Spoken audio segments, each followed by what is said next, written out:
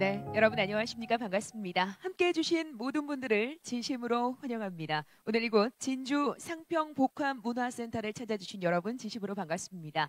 오시는 길 공기도 적당히 기분 좋은 날씨, 하늘도 참 예뻐서 저는 오는 길이 참 아름답다라고 느꼈는데 여러분들은 어떠셨나 모르겠습니다. 날씨마저도 이번 페스티벌을 응원해주고 또 기다렸다라는 느낌을 갖게 되는 것 같습니다. 아주 의미 있는 자리 저도 영광스럽게 함께하게 되었습니다. 인사 올리겠습니다. 오늘 진행 맡은 아나운서 양채원입니다. 반갑습니다. 네, 대단히 반갑습니다. 2006년부터 진행되어 오던 이 코리아 드라마 페스티벌 어느덧 여러분들과 함께한 지가 15번째를 맞이하게 됐습니다. 오늘은 코리아 드라마 페스티벌의 그 첫 번째 프로그램으로 여러분들께 인사를 드리게 된 드라마 영상 국제 포럼입니다. 이번 포럼에서는 한국 드라마 산업의 현황과 또 전망을 모색해 보는 것은 물론이고요. 드라마와 관련된 다양한 트렌드들을 분석하고 다시 한 번 더 돌아봄으로써 K-드라마의 발전을 위해서 마련된 아주 의미 있는 자리가 되겠습니다. 이번 페스티벌의 문을 여는 오프닝 오늘 행사이니만큼 아주 귀한 걸음 해주신 여러분들이 아닐까라는 생각을 해봅니다. 모쪼록 이 시간이 더욱더 의미 있고 유익한 시간이 되시길 바라면서 지금부터 그 문을 열겠습니다. 자, 그럼 뜻깊은 자리 귀한 걸음 해주신 분들 소개를 좀 전해드리겠습니다. 환영의 박수로 한 분 한 분 소개될 때마다 맞이해 주시면 고맙겠습니다. 먼저 이번 코리아 드라마 페스티벌 전체적으로 온 마음과 온 정성을 다해서 준비하고 계시죠. 손성민 조직위원장님을 소개하겠습니다. 큰 박수 부탁드립니다.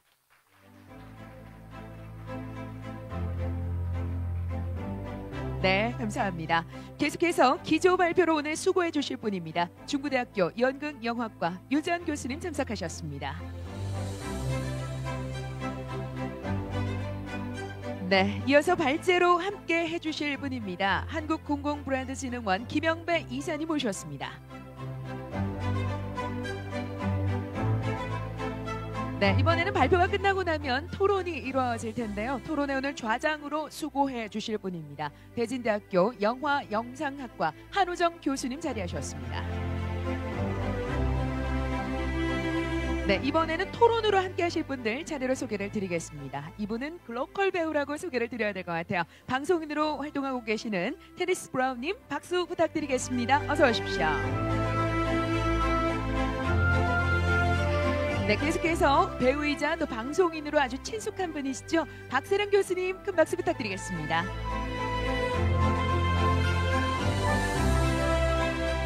네, 이번에는 대구대학교 창의융합과 호러도란 교수님 소개드리겠습니다. 박수 부탁드립니다.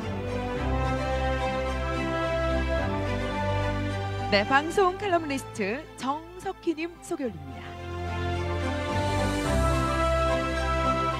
네, 끝으로 소개드리겠습니다. 사단법인 한국관광서비스학회 이호길 박사님 참석하셨습니다. 네, 감사합니다. 이렇게나 또 오늘 함께 하실 참석자분들의 소개를 드리고 나니까 다양한 분야에서 이렇게 귀한 걸음 해주신 분들이시죠. 오늘 토론이 그리고 포럼이 굉장히 의미가 있길 기대해 보도록 하겠습니다. 자, 그럼 개회사를 먼저 청하겠습니다. 손성민 코리아 드라마 페스티벌 조직위원장님을 여러분 큰 박수로 맞이해 주십시오.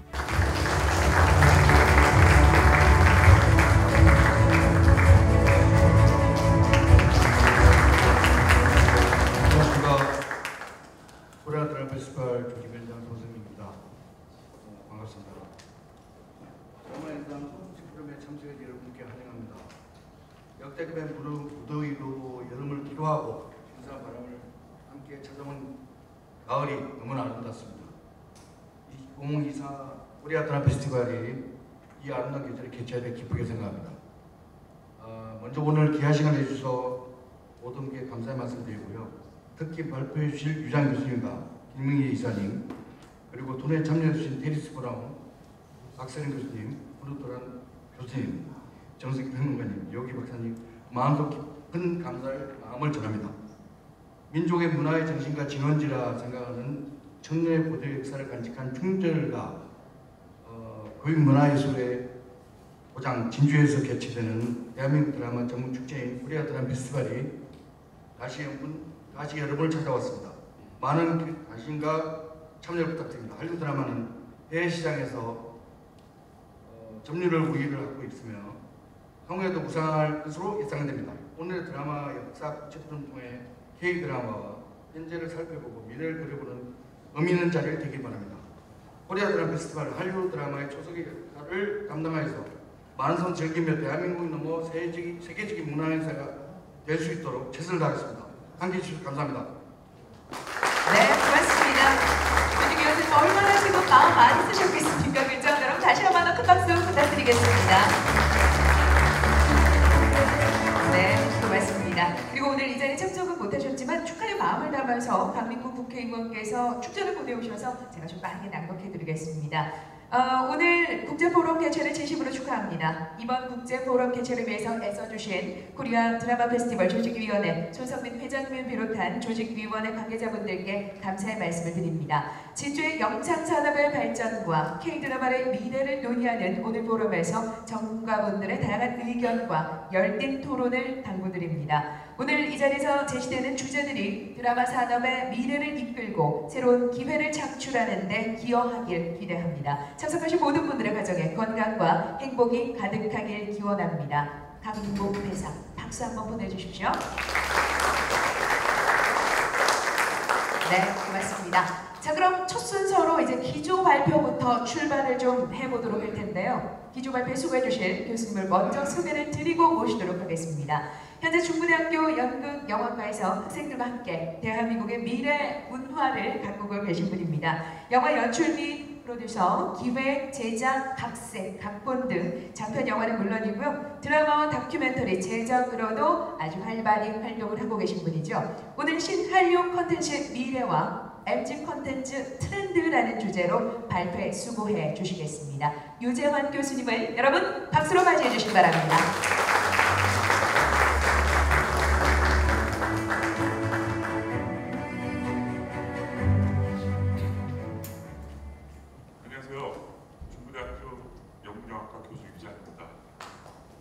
KDF 드라마 페스티벌의 첫 시작인 KDF 드라마 영상 국제 포럼에서 이렇게 기조 발표를 하게 돼서 많은 영광을 생각합니다.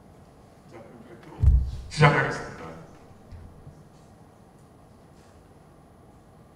일단 목차는 콘텐츠 산업, 그리고 K 콘텐츠와 신한류, K 콘텐츠의 동향, 신한류 콘텐츠의 미래, 그리고 MZ 세대 분석, 그다음에 MZ 콘텐츠 트렌드, 결과 및 분석을 했습니다. 콘텐츠 산업이라고 하면 그 콘텐츠 상품을 생산, 유통, 소비하는 관련된 산업으로 이제 정의를 콘텐츠 기관에서 하고 있는데 영국에서는 이것을 창조 산업이라고 얘기하고요. 미국에서는 미디어 엔터테인먼트라고 얘기합니다. 일본에서는 지적 재산 사업이라고 재산 사업이 핵심이라고 얘기하고요. 어제 되게 좋은 소식이 있었죠. 소설가, 한강 작가가 노벨 문학상을 받았습니다. 그래서 지금도 이제 소설, K-소설이라는 얘기가 나오고요. 그 다음에 K-웹툰, K-공연 뭐 다양한 게 있지만 지금 K-영상 콘텐츠라고 얘기하는 것은 K-무비와 K-드라마에 대해서 K-영상 콘텐츠라고 얘기합니다. 한류와 신한류, 한류라는 신조어가 처음으로 등장하게 된 것은 1999년. 그 당시에는 이제 한국 문화관광부였죠. 그 관광부에서 이제 홍보용 음반을 만들었는데 그 음반의 이름이 한류, Song from Korea라는 음반을 틀면서 한류란 말이 처음 나왔고요.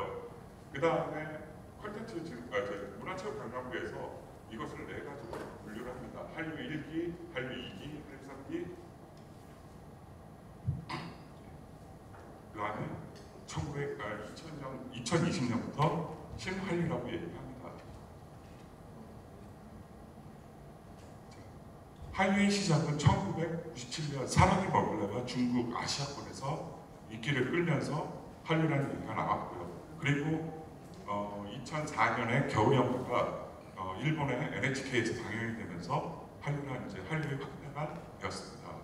그리고 이제 그 1기 때 사랑이 먹으려고 쉬리하고 엽기적인 영화에서는 그녀가 나왔는데 여기서 또 재밌는 사실이 1997년 저희 대한민국은 IMF가 있었습니다. 근데 그걸 극복하고 그때 IMF 때 저희가 금융위기 운동이 많이 있었죠.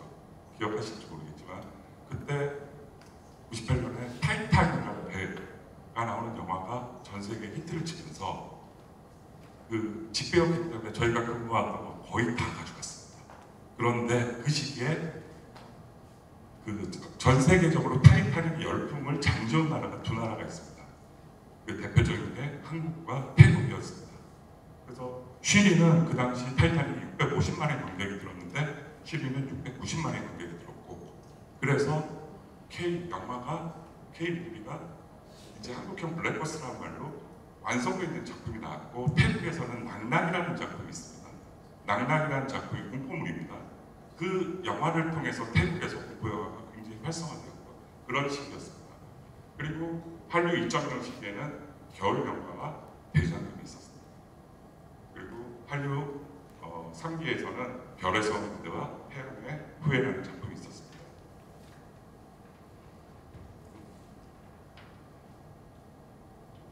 신한류의 시작은 저는 이렇게 생각하고 있습니다. 기생충이 사막을 열었다. 기생충은 70의 칸 영화제 황금종려상과 92년 영화 아카데미에서 4관왕을 했는데, 미국 영화 역사 100년이 넘는 기간에 아카데미와 칸을 동시에 석권한 영화는 미국의 1955년에 마틴이라는 영화가 처음이었고요. 그 이후에는 없었습니다. 그 다음에 두 영화제를 석권한 영화가 기생충이었죠. 자, 이걸 좀 넘어가서 보겠습니다. OTT라는 게 이제 활성화되면서 지금 현재 92개국에서 1위를 한 오징어 게임이라는 작품이 있고요. 그 다음에 더 글로리, 킹더랜드, 사랑의 불시착 뭐 이렇게 있지만은 OTT 오리지널이라고 얘기하는 작품은 오징어 게임, 더 글로리, 택배기사, 정신병동의 아침이 와요, 이누나 뭐 이렇게 있고요. 그 다음에 사랑의 불시착은 TVN에서, 그리고 무빙은 디즈니에서, 여신강림은 TVN, 그 다음에 지금 우리 학교도 넷플릭스인데 킹더랜드와 지금 우리 학교는 그 JTBC 계열의 스튜디오 룰러라는 지금 SLL이라는 회사가 기획 제작을 해서 하나는 JTBC에서 하나는 넷플릭스에서 방영을 했습니다. 그리고 영화도 보면은 기생충 부산행 말고 이제 스마트폰을 떨어뜨렸을 뿐인데 발레리나, 정의, 길국수는 OTT 오리지널이고요. 한류 영화가 이제 외국에 소개될 때는 가장 큰 역할을 했던 거는 이제 넷플릭스, OTT 이런 OTT 플랫폼을 통해서 인지도를 높였다고 생각합니다. 2023년에 해외 한류 실태를 조사를 했는데 그 2016년에 40%였던 온라인 영상을 85%까지, 그리고 거의 지금 95%가 OTT나 온라인 동영상을 보고 있습니다. 그 중에서도 이제 대부분이 드라마, 영화는 넷플릭스에서 많이 보는 편이고요. 그 다음에 예능과 음악, 애니메이션은 유튜브에서 많이 활용을 하고 있고요. 그 다음에 디즈니 플러스는 우리 작품이 소개되는 것은 인도네시아, 태국, 그 다음에 아마존 프라임은 미국, 아이치는 중국, 애플 TV 미국, 일본 등을 통해서 한류 콘텐츠가 소개되고 있습니다. K 영상의 성공 비결을 얘기하면요, 우수한 한국 영화 드라마가 OTT 넷플릭스를 통해서 해외 직접 소개되고 있습니다.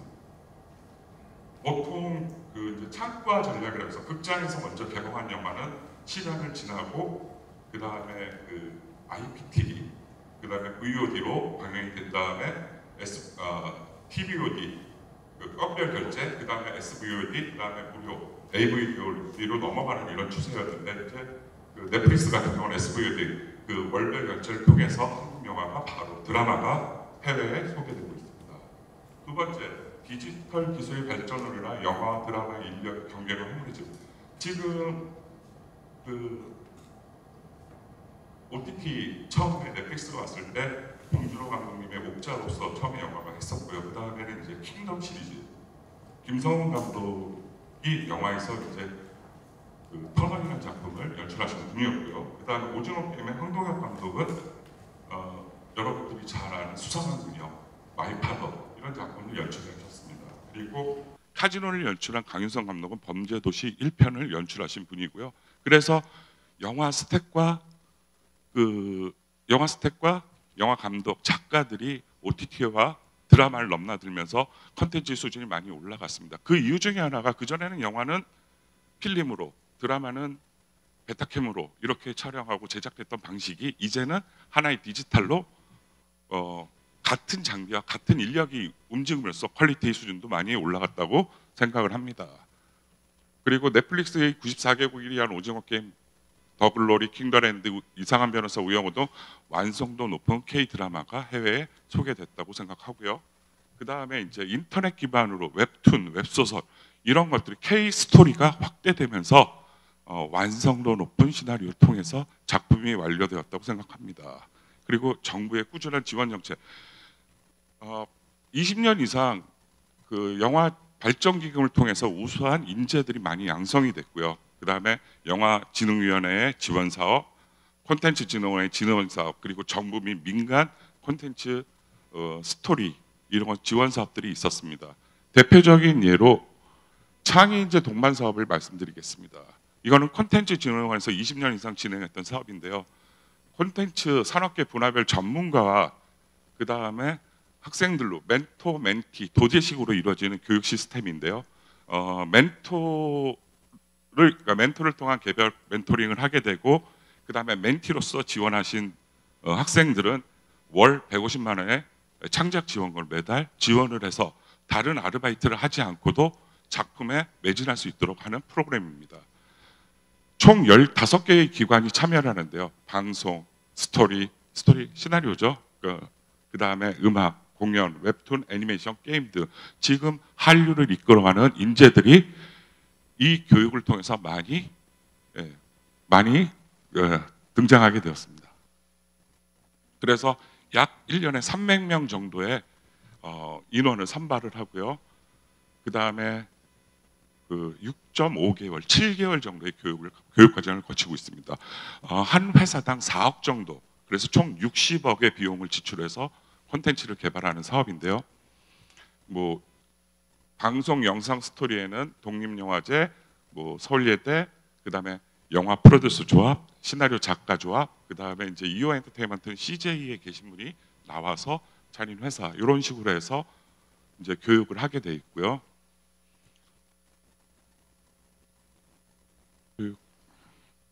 이 교육 과정을 통해서 나왔던 인재들 중에 대표적인 인재가 여러분 아시는 파묘의 감독님, 그리고 이상한 변호사의 문지원 작가.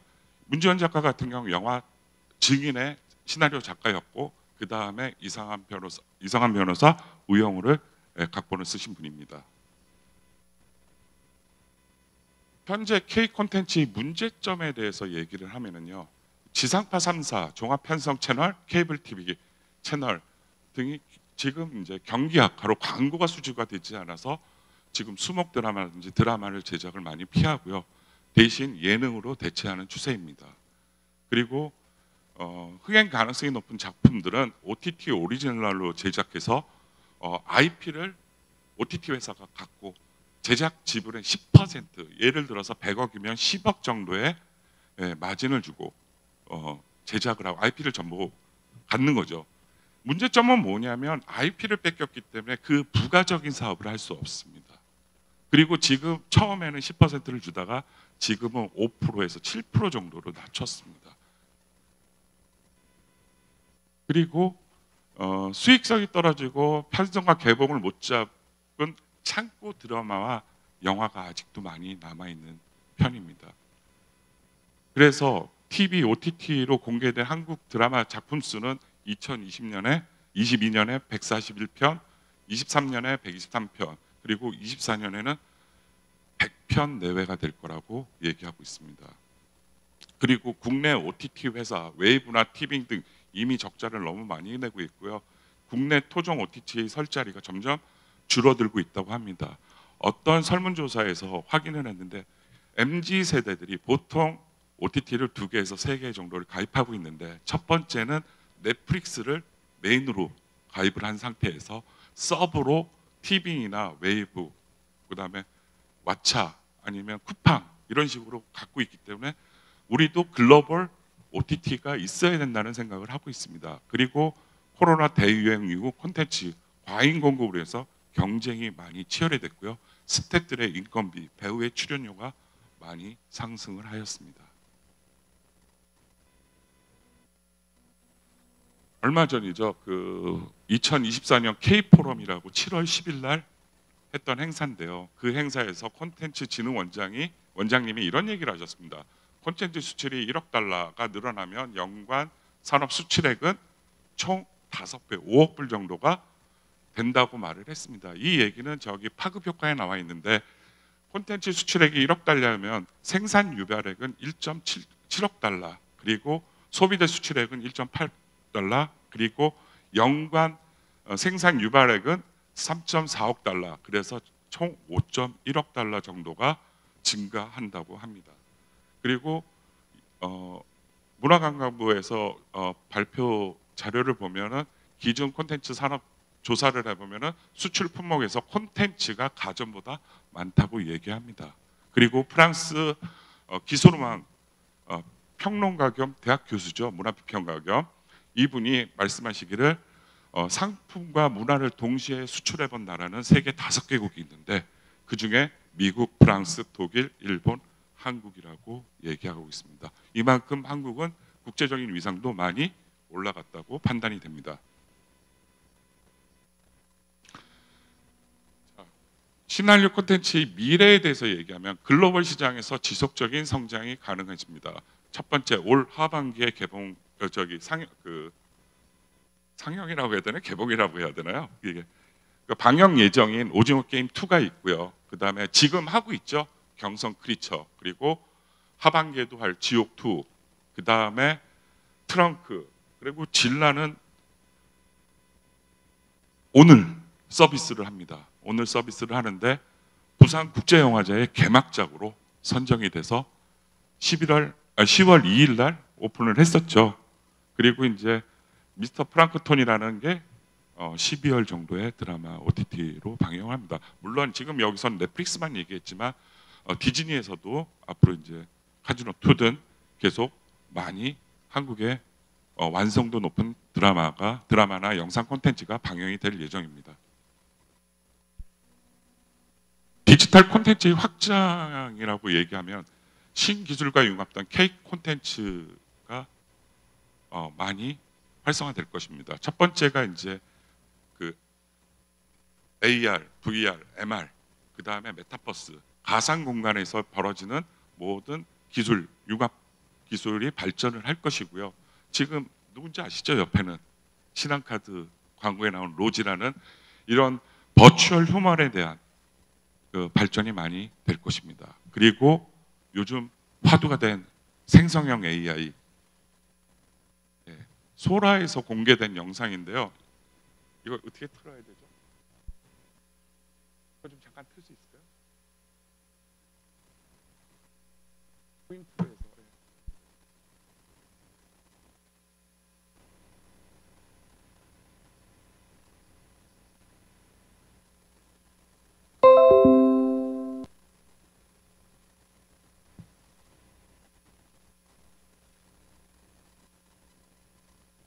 이 영상은 이제 소라넷으로 이제 소라로 공개된 영상인데, 생성형 AI 지금 프롬프트에 명령을 넣습니다. 빨간색 옷 니트 오토바이 헬멧을 쓴 30세 우주비행사의 모험을 담은 영화 예고편, 푸른 하늘 소금 사막 영화 스타일 35mm 필름으로 촬영, 선명한 색상, 이렇게 명령어를 내렸더니 이런 영상이 나왔습니다. 그러면 이런 영상은 이제 명령어에 따라서 다른 영상이 나올 수 있겠죠. 그래서 많은 CG, 컴퓨터 그래픽을 하는 회사에서 우리 일은 없어질 것이다라는 얘기를 많이 하는데 그렇지 않다고 저는 생각을 하는 게, 그쪽에서 이런 명령어를 내릴 때 전문가이기 때문에 더 디테일한 명령어를 내릴 수 있겠죠. 제가 이제 만약에 여기에다가 명령을 내린다면 어떤 카메라 기법을 넣겠죠. 렌즈는 광활해서 왜곡된 영상을 좀 보고 싶어. 그래서 렌즈는 25mm 관광렌즈로 찍은 영상, 조명은 그리고 앵글은 하이앵글로 갔으면 좋겠어. 다양한 아는 만큼의 명령어를 통해서 다양한 영상이 나올 수 있습니다. 그래서 제 지인한테 이런 얘기를 했었어요. 이렇게 되면은 이 저작권은 누가 갖는 거야? 라고 했을 때 그분이 이런 얘기 하시더라고요. 내가 좋은 기타를 사서 음악을 연주했어. 이 곡은 누구 거야? 기타 회사 거야? 라는 얘기를 하더라고요.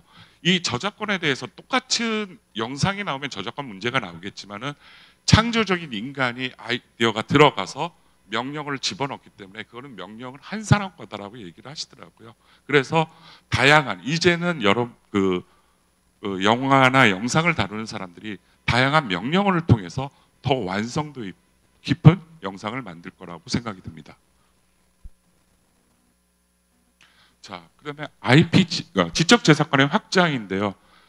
많이 들었을 겁니다. 원소스 멀티 유즈라고. 그런데 뭐 다양하게 공연이 영화되고 영화가 드라마되고 웹툰이 영화되고 뭐 그다음에 그런 것들이 있는데 원작이 하나가 있으면은 프리퀄이라고 그러죠. 앞 상황에 대한 이야기. 그래서 부산행의 앞 상황, 서울역에서 좀비가 발생한 이야기, 이게 프리퀄이고요. 그다음에 원작에 대해서 뒤의 이야기. 그래서 세월이 흘러서 어떻게 됐어. 그래서 한반도에서 사람들이 배를 타고 홍콩으로 가고 거기에 달러가 있다. 가져와라. 그래서 다시 한국으로 들어와서 좀비와 싸우는 이야기. 이게 시퀄이라고 얘기하죠. 그리고 시리즈라고 말하는 거는 우리가 1편, 범죄도시 1, 범죄도시 2 하나 한 편 끊어지고 이어지는 이야기고요. 그 다음에 스피노프라는 것은 뭐냐면요. 세계관은 같은데 스토리가 전혀 다른. 지금 웹툰으로 제작한 반도 631은 저도 만화는 안 봤는데 세계관이 같다라면 좀비가 발생하고 한반도 전체가 좀비가 됐는데 여기서는 돈을 갖고 나오는 얘기면 여기서 보면은 여기는 반도 631 같은 경우는 좀비와 싸우는 얘기겠죠. 그래서 세계관이 같대 다른 이야기를 하는 것을 우리가 스핀오프라고 얘기합니다. 그래서 하나의 콘텐츠가 나오면은 다양한 콘텐츠가 더 나올 수 있다고 생각이 됩니다. 자, 신한류를 통한 한국 문화의 위상이 상승. 이것은 뭐냐면 K 패션, K 의료, K 뷰티, 그 다음에 K 국방, 방산이죠. 그리고 이런 다양한 부가 산업들, 소비재 산업들이 한류를 통해서 해외에 소개되고 그 다음에 소개되고 그것을 소비하는 관광객들이 온다든지 콘텐츠를 사간다든지 한국 제품이 팔린다든지 이런 부가 산업들이 발전을 할 수 있습니다. 자, MZ세대에 대해서 분석을 좀 해봤습니다. MZ세대 처음에 1960년대를 베이비붐 세대라고 얘기를 하고요. 그 다음에 70년대에 태어난 사람을 X세대라고 얘기하고요. 그 다음에 81년에서 91년 IMF 이전까지 세대를 우리가 밀레니엄 시대, 밀레니얼 세대, M세대라고 얘기하고요. 그 다음에 97년, 98년 이후에 태어난 세대를 우리가 Z세대, G세대라고 얘기해서 두 개, M세대와 G세대를 합해서 MG라고 얘기를 하고 있습니다. 자, MG라는 용어는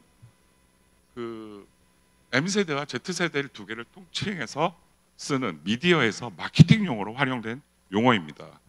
10대 중반에서 40대 중반을 지칭하고 한 30년 정도의 얘기를 하고 있고요. 세대라고 해서. 근데 이것은 한국만 사용하는 말입니다.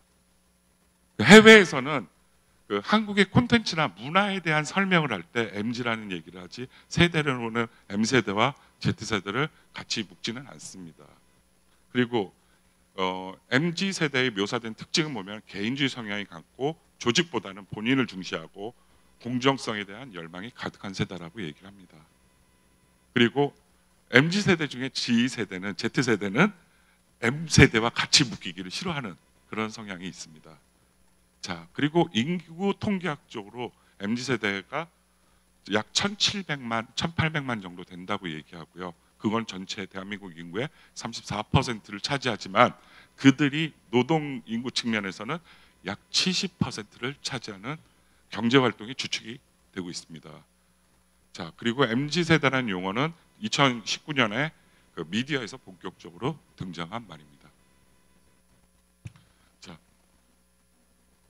MZ세대의 특성 보면은요, 인터넷과 스마트 기기 등 디지털 환경에 익숙한 세대라고 얘기합니다.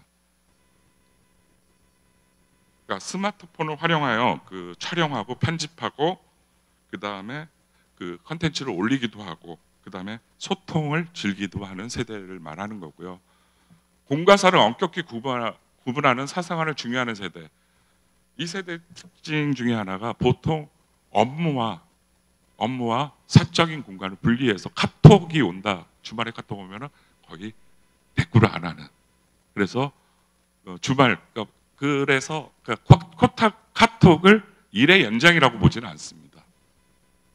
그리고 수평적인 의사소통과 그 사고 체계를 바탕으로 조직 문화를 선호하는 세대. 그래서 상사는 인정하되 상하 구분은 없는 세대라고 얘기를 합니다. 그리고 취향과 개성을 중시하고 자신의 관심 분야에 지출을 아끼지 않는 세대. 우리가 이제 오타쿠 그러면 우리 덕후라고 얘기하죠, 우리말로. 그리고 디깅 소비를 우리가 덕질이라고 얘기를 하는데 좋아하는 것에 돈을 지출을 아끼지 않는 세대라고 얘기합니다. 그리고 일상의 편리함과 간편함을 추구하고 비용이 지불하도 합리적인 세대. 그래서 이것을 편리리움이라고 얘기를 하더라고요. 그래서 이 세대들은 저희 유튜브를 보더라도 프리미엄 쓰는 세대들이 MZ 세대가 많습니다.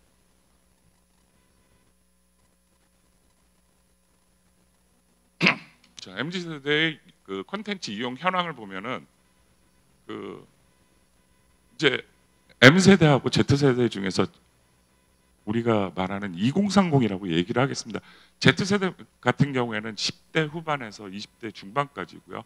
그 다음에 M 세대도 40대 중반인데 어차피 소비 주체인 2030이라는 얘기를 많이 하길래 이제 2030에 대해서 얘기를 한다 그러면 그 1인 크리에이터 유튜브 영상을 선택하는 비율이 다른 세대보다 높습니다. 그리고 Z세대 54% 이상이 거의 매일 시청을 하고 있고요. 한 달에 보통 3시간 정도를 시청을 하고 있습니다. 유튜브 같은 영상을. 그리고 쇼폼 콘텐츠의 이용 현황을 보면은 중복 시청을 하기 때문에 유튜브는 85%, 유튜브 쇼츠 같은 경우, 그 다음에 인스타그램 릴스는 68%, 틱톡이 19.3% 순으로 이용을 하고 있고 보통 다른 세대보다 1.5배를 이용을 하고 있습니다. 높은 쇼폼 선호도, 그 모바일 기기와 SNS 플랫폼이 증가함에 따라 쇼폼 콘텐츠의 인기가 높아지고요. 그 다음에 1분 이내의 영상을 보다 보니까 요점이 명확하고 한 편을 보는 것을 롱폼에 비해 시간적 부담이 적습니다. 그래서 이 세대들은 몰아보기, 빨리 보기, 끊어보기, 그 다음에 건너뛰어보기 이런 것들이 익숙한 세대라고 얘기할 수 있습니다. 그리고 쇼폼 콘텐츠의 경우 소셜 플랫폼을 통해 쉽게 공유가 가능해 높은 바이럴 효과, 그러니까 간접 광고 효과, 그래서 그로 인해 브랜드 인지도를 높이는 데 좋고요. 그 다음에 높은 흡입력, 그 중독성이 강한 콘텐츠들을 좋아하는 편입니다. 그리고 재생산, 재가공, 다양한 채널로 기존의 영상을 편집, 재촬영, 보강을 통해서 재생산을 하는 세대라고 그러니까 높은 선호도가 높다고 이야기합니다. 그럼 세대별로 미디어 서비스 이용률을 보면은 OTT 이용률을 보면은 베이비 부문 세대는 47분, Z 세대 같은 1시간 25분, 밀레니엄 세대 1시간 17분 정도, SNS를 하는 시간도 밀레니엄 세대 MZ가 베이비 부문이나 X 세대보다 많이 활용을 하고 있습니다. 그리고 밑에 보면은 메타버스 이용률이나 콘텐츠 구독률을 보면은 MZ 세대가 확실히 많이 이용하고 있다고 봅니다. 세대별 하루 평균 이용 시간을 보면은요, 종이 매체의 이용률을 보면은 오히려 밀레니엄 세대와 Z 세대가 많이 종이 출판 매체를 이용하는 것을 볼 수 있는데요. 이것은 어떻게 보면은 이제 Z 세대는 학생들이 많아서 소비를 많이 한다고 보고요. 가정용 TV 보는 시간은 확실히 많이 MZ 세대가 적습니다.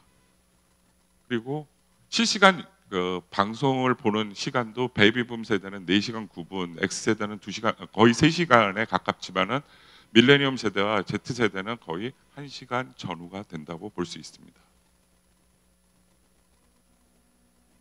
세대별 OTT 서비스 이용률 추세를 보면은요, 세대별로 밀레니엄 세대 어차피 그러니까 경제 활동을 하는 세대이기 때문에 97% 정도가 OTT를 이용하고 있습니다. 그리고 그 다음엔 Z세대, X세대, 베이비붐 세대로 나타나고 있고요. 가장 많이 이용하는 OTT 플랫폼은 무료죠. 무료 방송인 AVOD 방식인 유튜브가 가장 많고요. 그 다음에는 이제 SVOD 방식인 넷플릭스, 카카오 TV, 티빙, 웨이브, 아프리카 TV, 네이버 시리즈 등으로 나타나고 있습니다. 베이비붐 세대 경우 같은 경우는 93%가 유튜브를 활용합니다.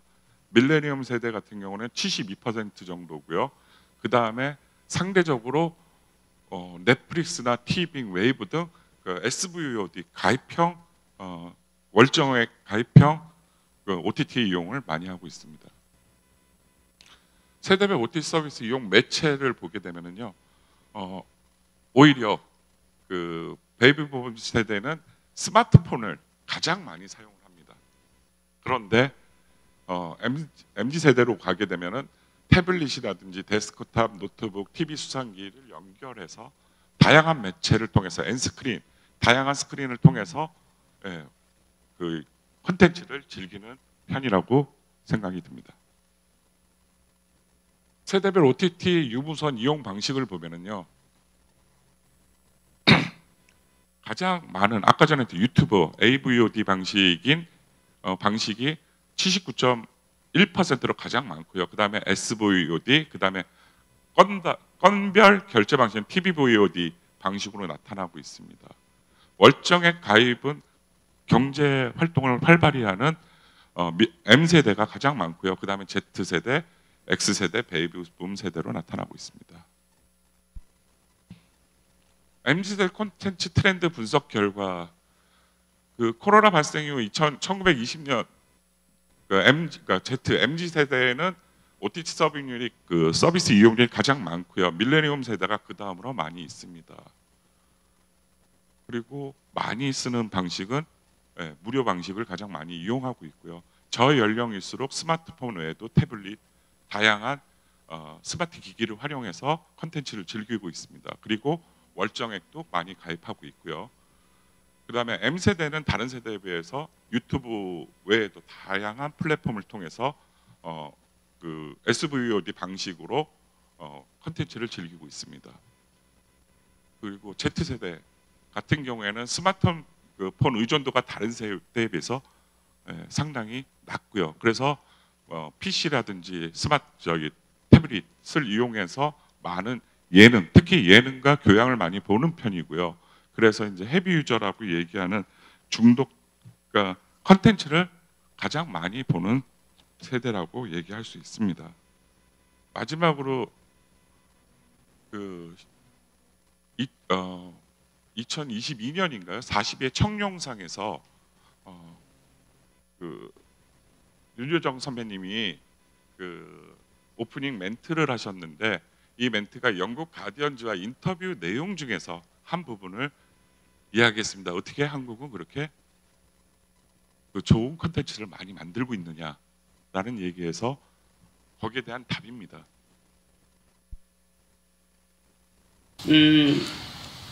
한국 대중예술이 이렇게 갑자기 세계적으로 각광받는 이유를 알 수 있느냐고, 기생충, BTS, 오징어 게임 등. 그래서 제가 대답했습니다. 우리는 언제나 늘 좋은 영화, 좋은 드라마가 있었다. 단지 세계가 지금 우리한테 갑자기 주목할 뿐이다. 라고 대답했습니다.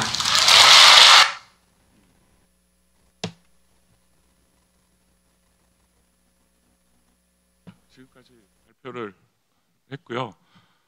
컨진에서도 K포럼에서도 이런 얘기를 했습니다. 한국이 앞으로의 미래는 과연 어떨 것인가에 대해서 질문을 했을 때 이런 대답을 했습니다. 강풀 작가가요. 좋은 K스토리가 있어서 한국의 미래는 밝다고요. 그리고 IP를, 지적 재산권을 지켜야지 계속 꾸준히 한류의 바람이 이어진다고 했습니다. 이상입니다. 발표 마치겠습니다. 네, 대단히 고맙습니다. 콘텐츠 산업과 K 콘텐츠 그리고 MZ 세대가 즐기는 콘텐츠 분석까지도 함께 해보면서 그리고 말씀을 듣는데 같이 좀 공감하면서 유익한 내용으로 함께 할 수 있지 않았나라는 생각을 해봅니다. 기조 발표에 수고해주신 유재한 교수님, 다시 한번 여러분 수고의 박수 부탁드리겠습니다. 그렇습니다. 특히나 그 마지막 영상, 짧은 영상에서 긴 여운을 좀 남기게 되지 않나라는 생각을 같이 좀 해보게 되는데요. 다음 발표에서 또 그 느낌을 좀 이어가 보도록 하겠습니다. 다음 발표는 어떤 분인지 소개를 좀 드리고 무대로 모시도록 하겠습니다. 한국공공브랜드진흥원에서 일하고 계신 분인데요. 이곳은 국가와 도시, 지역, 공공기관, 공기업 등 공공브랜드 진흥 및 체계적인 관리와 공익 가치 제고를 위해서 연구와 교육 그리고 자문을 목적으로 하고 있는 곳이라고 합니다. 또한 방송위원회 그리고 광고 PR 신학회에서도 본인의 역량을 발휘해 오고 계신 분인데요. 오늘 이 자리에서 여러분들과 함께하도록 하겠습니다. K 콘텐츠 현황과 성장 배경, 규제 완화와 경쟁 정책을 중심으로라는 주제로 오늘의 시간 발표에 수고해 주시겠습니다. 김영배 이사님을 여러분 박수로 맞이해 주시기 바랍니다.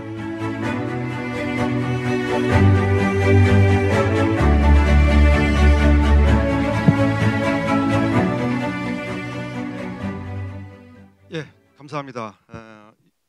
오늘 저희 처음 참석하는데 올해가 15회째고 이미 상당히 자리를 잡은 그런 포럼에 발표를 하게 돼서 매우 감사하게 생각하고 또 영광스럽게 생각합니다. 오늘 제가 맡은 주제는 K 콘텐츠의 현황과 성장 배경이라는 주제인데요. 이런 주제를 제가 규제 완화와 경쟁 정책을 중심으로 해서 우리나라의 콘텐츠가 어떻게 성장해 왔는지에 대해서 간략하게 말씀드리고자 합니다. 우리 교수님이 마지막에 그 배우 유정 씨의 멘트를 소개하면서 원래 한국엔 좋은 콘텐츠가 있었지만은 이제 세계가 주목하기 시작했다라는 그런 코멘트를 하셨는데요. 바로 왜 세계가 이제 우리의 콘텐츠를 주목하게 됐는지, 뭐 이게 우리가 가만히 있는다고 세계가 다가오는 것은 아니거든요. 그래서 우리가 어떻게 우리의 콘텐츠를 더 발전시킬 수 있는 그런 기반을 만들었는지를 중심으로 설명을 드리도록 하겠습니다. 예. 아마 이 그림은 그 가치 사슬, 밸류 체인이라고 하는 그런 모델인데요. 아마 여러분 잘 아실 거라고 생각합니다. 원래는 경영학자인 마이클 포터의 밸류 체인 모델을 제가 조금 변화시킨 건데요. 원래는 이 5가지 그 과정으로 되어 있습니다. 처음에 인바운드, 그 다음에 오퍼레이션, 그 다음에 아웃바운드, 판매 마케팅, 그 다음에 세일즈, 5가지 되어 있는데요. 미디어 산업에 맞춰가지고 한번 그 콘텐츠 사슬 가치를 다시 한번 만들어 본 것이 이 도표입니다. 4단계를 구분을 해봤는데요. 콘텐츠, 처음이 콘텐츠, 다음이 플랫폼, 그다음 네트워크, 마지막으로 터미널 또는 디바이스라고 4가지로 구분할 수가 있는데 각각의 영역에서 어떤 변화가 일어나는지를 중심으로 해서 설명을 드리고 또 이런 그 변화에 맞춰 가지고 우리나라의 미디어 정책, 콘텐츠 정책이 어떻게 이런 그 콘텐츠를 경쟁을 촉진하는 방향으로 진행돼 왔는지에 대해서 설명을 드리고자 합니다. 우선 콘텐츠, 즉 그 개별 프로그램이죠. 뭐 드라마라든가 영화라든가 또는 뭐 음악이라든가 이런 콘텐츠에서는 우리의 그 지금 현황은 굉장히 경쟁 중심적인 그런 현황이라고 볼 수가 있습니다. 두 번째, 플랫폼이라는 것은 뭐 지상 방송이라든가 미디어를 얘기하는 거죠. OTT에도 이것이 포함되는 것이고 또 개별 또 채널들 이런 것이 플랫폼에 해당되는 것인데요. 이런 다양한 플랫폼이 생기게 된 계기는 바로 환경 변화에 의한 것이다. 이 환경 변화는 건 단적으로 얘기하면 기술의 발전이죠. 기술 혁신으로 해서 새로운 미디어가 생겨나고 그 새로운 미디어에 우리나라의 콘텐츠가 어떻게 잘 적응해 나갔는지 하는 점을 말씀드리고 세 번째는 기술 발전. 어떤 기술이 발전해서 어떤 콘텐츠가 또는 어떤 미디어가 생겨나게 했고 새로운 서비스가 생겨나게 되는지를 기술 발전이라는 측면에서 설명을 드리고 그 다음에 터미널은 우리가 이제 TV 수상기라든가 지금은 이제 거의 이제 핸드폰 이런 것들이 되고 스마트폰들이 되고 있는데 이런 스마트폰이라든가 이런 수상기들의 변화가 우리의 소비 형태에 어떤 변화를 가져왔는지에 대해서 설명을 드리고자 합니다. 우선 우리나라 뭐 K 콘텐츠로 뭐 할 수 있겠죠. 우리나라 콘텐츠의 특징은 매우 경쟁이 심한 그런 그 환경에 있다라는 점을 말씀드릴 수가 있겠습니다. 특히 드라마 면에서 보자면은 2022년에 드라마 편수가 141편이라고 합니다. 이것은 이제 지상파 방송과 종합편성 채널 또는 드라마 채널 또는 OTT 등을 포함한 것인데요.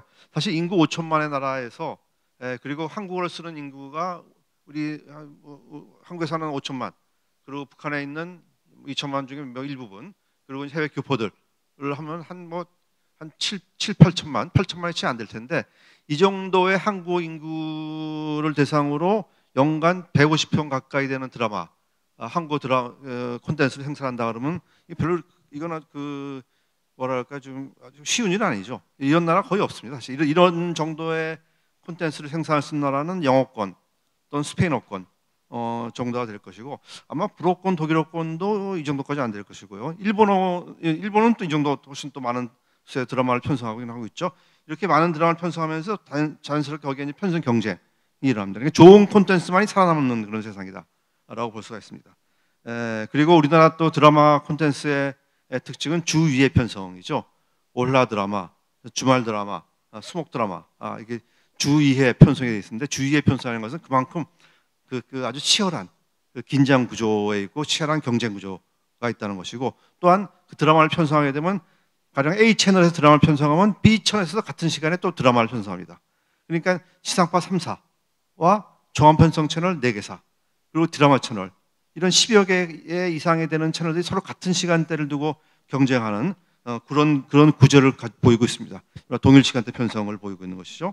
그래서 이런 드라마를 편성하는 채널들이 어떤 채널들이 있냐면은 우리가 잘 아는 지상파 3사, KBS, MBC, SBS가 있고 그다음에 종합 편성 채널 최근 많이 각광을 받고 있죠. 채널 A라든가 TV조선이라든가 JTBC라든가 MBN 이런 네 개 미디어가 있고 채널이 있고 그다음에 지상파 계열의 드라마 채널들이 있고 또 독립 계열의 드라마 채널, CJ 계열의 드라마 채널들이 있습니다. 이런 채널들이 상당히 그 경쟁을 하고 있는데요. 이 중에 이제 지상파 3사는 하드웨어와 소프트웨어가 결합한 그런 형태입니다. 즉 하드웨어라는 것은 방송을 송출할 수 있는 그런 설비를 갖추고 있는 그런 미디어는 이 드라마를 편성하는 미디어 중에서 지상파 3사가 유일합니다. 나머지 종합 편성 채널이라든가 드라마 전문 채널은 하드웨어, 송출 시설을 안 가지고 있지만은 그 제작에 전념한 일반 전문적인 그런 사업자를 할 수 있죠. 그래서 이런 전문적인 사업자가 나옴으로 인해 가지고 콘텐츠가 더 생산하게 된 그런 배경이 있는데요. 그 배경은 또 후에 말씀드리도록 하겠습니다. 이런 구조를 보이면서 또 상대적으로 매우 저렴한 그런 구조를 보이고 있죠. 이른바 가성비가 높은 콘텐츠가 대한민국 콘텐츠라고 볼 수 있겠습니다. 아마 헐리우드 콘텐츠의 거의 10분의 1 수준 정도로 그에 보험가는 콘텐츠를 생산하고 있기 때문에 OTT, 넷플릭스를 비롯한 OTT가 적극적으로 편성할 수 있는 것이죠. 아무리 콘텐츠 좋아도 헐리우드 정도의 그런 제작비를 든다고 한다면은 이 한국어권이라는 그런 제약을 넘기가 굉장히 어려운 것이죠. 한국은 사실 로컬 랭귀지이기 때문에 이 로컬 언어의 한계를 극복할 수 있었던 것은 가성비가 매우 좋았기 때문이다 라는 점을 말씀드릴 수 있겠습니다. 다음은 플랫폼 환경의 변화인데요. 플랫폼 환경의 변화를 말씀드리면 역시 다채널 매체가 등장했다라는 것입니다. 즉 기존까지의 지상파 중심의 그런 미디어에서는 4개 채널이죠. KBS 1, 2와 MBC, SBS인데 그중 드라마를 중심으로 편성하는 매체는 KBS 2와 MBC, SBS니까 3개 채널 중심의 아주 제한된 그런 창구를 가지고 있었는데 플랫폼 환경의 변화로 인해서 새로운 매체들이 생겨나게 됩니다. 그것이 첫 번째가 이른바 케이블 TV, 위성방송, IPTV 등의 유료 방송 사업자입니다. 이 세 사업자를 우리가 이제 유료 방송 사업자라고 얘기하는데요. 이 세 사업자가 나타나면서 그 콘텐츠를 송출할 수 있는 창구가 굉장히 많아집니다. 다양해지기 때문에 자연스럽게 거기에 자금이 몰리게 되고 자금이 몰리게 되면 자연스럽게 사람이 몰리게 됩니다. 즉 이제까지 우리 어저께 이제 한강 소설가의 노벨 문학상 수상 소식을 접했지만은 그 전까지는 글 쓰는 재주가 있는 사람들, 스토리텔러들 이런 사람은 주로 이제 문학 쪽으로 왔죠. 문학으로 가거나 영화 시나리오로 가거나 이런 쪽으로 갔는데 지금은 그런 사람들이 드라마로 오고 있는 겁니다. 그러니까 드라마에서 우리가 명작 드라마라는 것이 탄생하죠. 그리고 요즘 젊은 사람들을 보면 드라마 중에 명대사라는 것을 또 이렇게 인용하지 하지 않습니까? 우리 세대 입장에서 보자면은 명대사는 문학 작품에서 나오는 것인데, 젊은 세대 입장에서 보자면은 이제 문학에서 좀 멀어진 사람들 입장에서는 드라마가 그런 문학 작품을 대체하고 있는 그런 형편이 있는 것이죠. 그러니까 거기에 사랑과 자금이 몰린다. 그러니까 자연스럽게 좋은 곳이 나올 수밖에 없다. 그렇게 될 수 있었던 것은 그런 드라마 콘텐츠를 송출할 수 있는 채널이 많아졌다. 즉 창구가 많아졌다라는 것입니다. 또한 이런 그 유료 방송 이외에도 새로운 기술 발전에서 뭐 인터넷이라든가 유튜브라든가 SNS, OTT 같은 다양한 또 매체들이 생겨나죠. 사실 우리나라의 그 한류 콘텐츠 중에 K-팝이 이처럼 보급되게 된 것은 저는 전적으로 유튜브의 덕분이다라고 보고 있습니다. 유튜브로 인해서 K-팝이 나갈 수 있는 그런 창구가 많아졌고, 그렇지 않으면 유튜브라는 그런 매체가 없었으면은 한 어떤 나라의 음악이 다른 나라로 진출하려면 그 나라의 상대국의 지상파 방송 채널을 통해서 편성할 수밖에 없거든요. 예를 들면 아주 오래된 얘기입니다만은 비틀즈가 미국에 처음 진출했을 때 비틀즈가 손을 보인 것은 설리번 쇼라는 미국의 지상파 채널, 지상파 토크쇼 선을 보이면서 비로소 미국에 이제 등장하게 된 건데, 우리의 요즘 K-팝 가수들의 그 해외 진출 상황을 보면 일본이나 미국 같은 데 진출하게 되면 다 알려진 다음에 이미 유튜브를 통해서 알려지고, 그다음에 공연을 통해서 알려지고, 그다음에 뭐 뮤직 채널을 통해서 알려진 다음에 마지막으로 나가는 데가 지상파 채널이거든요. 그러니까 순서가 변한 것이죠. 그래서 순전히 이런 콘텐츠 창구 덕분에 새로 우리나라의 콘텐츠가 해외에 진출할 수 있는 계기가 됐다. 그러니까 어떻게 보면 우리가 사실은 글로벌 콘텐츠 시장에서는 신흥국이거든요. 신흥국이 아마 제 생각에는 거의 마지막 주제가 아닐까. 우리가 경제 발전 면에서도 거의 마지막으로 선진국 문턱에 좀 들어섰는데, 아마 이런 그 문화산업적인 측면에서도 거의 가까스로 턱걸이를 한 상태로 이제 진입한 것이 아닌가. 즉 아주 시기가 잘 맞았던 겁니다. 우리 콘텐츠가 막 발전하기 시작하고 막 경쟁이 심화될 그런 시기에 딱 콘텐츠를 송출할 수 있는 창구가 나타나기 시작한 것이니까 그걸 우리가 굉장히 잘 적응해서 활용했다라는 것이고요. 특히 그 어떤 나라의 콘텐츠가 해외에 진출하기 위해서는 문화적 장벽을 넘는 것이 굉장히 어렵습니다. 특히 우리 언어적 장벽도 그렇습니다만은 그 문화적 배경에다 이런 게 다른 나라에 그 친숙해지기가 굉장히 어렵거든요. 우리나라의 콘텐츠 드라마라든가 제일 처음에 진출한 나라는 그래서 어딘가 하면 그래서 일본이거든요. 일본에 진출하고, 그다음에 중국에 진출하고, 그다음에 동남아에 진출합니다. 가장 문화적으로 가까운 나라들 진출하면 거부감 없이 받을 수 있으니까요. 그런 다음에 나가는 데가 중동이거든요. 중동에서 우리 대장 같은 콘텐츠가 이제 유행하잖아요. 가부장적인 문화가 비슷한 데가 있는 것이죠. 그리고 미국은 다인종 사회니까, 아시아계 이민들이 많은 나라 사회니까 미국에 진출하면서 그런 문화적인 그 차이점을 조금씩 극복해 나가는데요. 그걸 우리가 이제 흔히 컬처럴 디스카운트라고 합니다. 문화적 할인율이라고 하는데, 문화적 할인율을 어떻게 잘 극복해 나가느냐 하는 것이 해외에 원활하게 진출할 수 있냐의 그 바로미터가 되는 것인데요. 그래서 우리가 항상 마지막에 진출한 나라가 유럽이지 않습니까? 유럽은 우리나라 그 음악 환경도 다르고 또 콘텐츠도 나름대로 갖추고 있는 나라고 환경은 다르기 때문에 우리가 아직까지는 유럽서 대세는 크게 이제 유행을 끌고 있다고는 볼 수가 없는데요. 이제 하나의 장르로는 자리를 잡았지만은 그런 것들이 가능하게 한 것이 바로 유튜브 같은 그런 새로운 매체, 새로운 송출 창구다라고 생각이 됩니다. 다음은 네트워크 관련인데요. 네트워크는 순전히 기술 발전이라는 측면에서 설명이 될 수 있을 것 같습니다. 즉, 그 전까지의 지상파 중심에서 살피할 수 있게 한 것이 바로 기술 발전으로 인한 새로운 매체들이다. 즉, 그 전까지 지상파라는 것은 지상파는 무선입니다. 유선으로 선이 연결되는 것이 아니라 무선이기 때문에 일종의 기술적 한계가 있습니다. 그 기술적 한계라는 것은 채널 수의 한계입니다. 지금도 지상파 방송사는 한 개사가 한 개 채널만 운영하잖아요.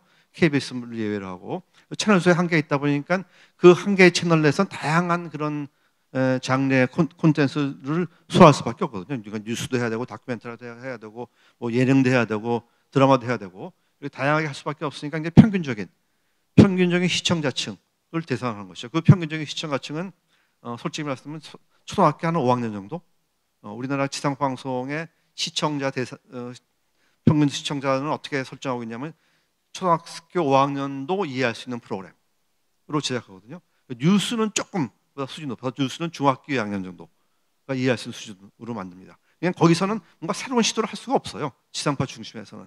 그런데 이런 기술 발전을 해서 무선 지상파 유저 탈피해가지고 케이블 TV라든가 유성방송이라든가 IPTV 이런 매체들이 나오니까 우리나라는 지금 현재 한 이런 케이블 TV, IPTV, 유성방송 등 유료방송 채널에서 시청할 수 있는 채널 수가 한 200개 정도 되거든요. 즉 한국어로 방송이 되는 채널이 200개입니다. 뭐 재방송이니 뭐 다 포함해서 200개 이런 나라가 사실 별로 없습니다. 200개 정도의 자국어 채널을 가지고 있는 나라가 별로 없는데 이런 채널이 많다 보니까 자연스럽게 어떤 채널은 좀 과격한 내용도 나오고 어떤 채널 그래서 뭐 예를 들면 요즘 많이 나오고 있는 불륜이라든가 이런 드라마는 과거의 지상파 같으면 상상이 안 되거든요. 약간 폭력성 있는 그런 콘텐츠들은 지상파에서는 방송이 안 됩니다.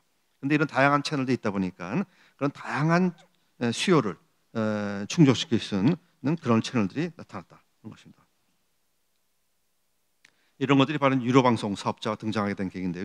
우리나라에서 유료방송 사업자가 등장한 것은 순전히 정책적인 측면입니다. 자연 발생적으로 어떤 산업 발전을 해서 유료방송이 출범된 것이 아니라 이런 이른바 미디어 정책에 일어나서 유료방송을 정책적으로 나라에서 추진하는 겁니다. 케이블 TV도 그렇고 유성방송도 그렇고 IPTV도 다 그렇습니다. 자연 발생하는 구조가 이게 힘들어요. 왜냐? 자연 발생적 구조가 되려면 어느 정도 거기에 대한 투자가 이루어져야 되는데 그런 투자가 이루어지기에는 우리가 상당히 열악한 환경이 안 좋은 겁니다. 마치 우리나라 경제발전 계획하고 똑같은 거예요. 경제발전 5개년을 통해서 중화학업에 투자해서 지금 우리나라가 제조업 강국이 된 것처럼 우리나라가 콘텐츠 강국, 미디어 강국이 된 것은 이런 유료방송 매체를 적극적으로 국가가 도입을 한 겁니다. 다른 나라는 다 자연 발생적으로 생겨나는데 우리는 도입에 인해서 계획적으로 이런 매체들이 생겨났다는 것입니다. 그러면서 현재 우리나라는 약 8%의 사람들만이 지상파 방송을 직접 보고 있습니다. 직접 보고 있다는 말은 무슨 말이냐면 자기 집에 안테나를 설치해가지고 지상파 방송을 안테나로 직접 수신하는 세대가 8%입니다. 나머지 92%는 뭘 통해서 보고 있느냐? 나머지 92%는 IPTV가 제일 많습니다. 그다음에 케이블 TV 그리고 위성방송 이 유료방송을 통해서 별도 요금을 내고 보고 있는 거죠. 그럼 지상파 채널은 200개 채널 중에 하나가 되는 겁니다. 그럼 그 전까지의 지상파 방송은 3개사가 나란히 조금씩 경쟁하면 되는 거거든요.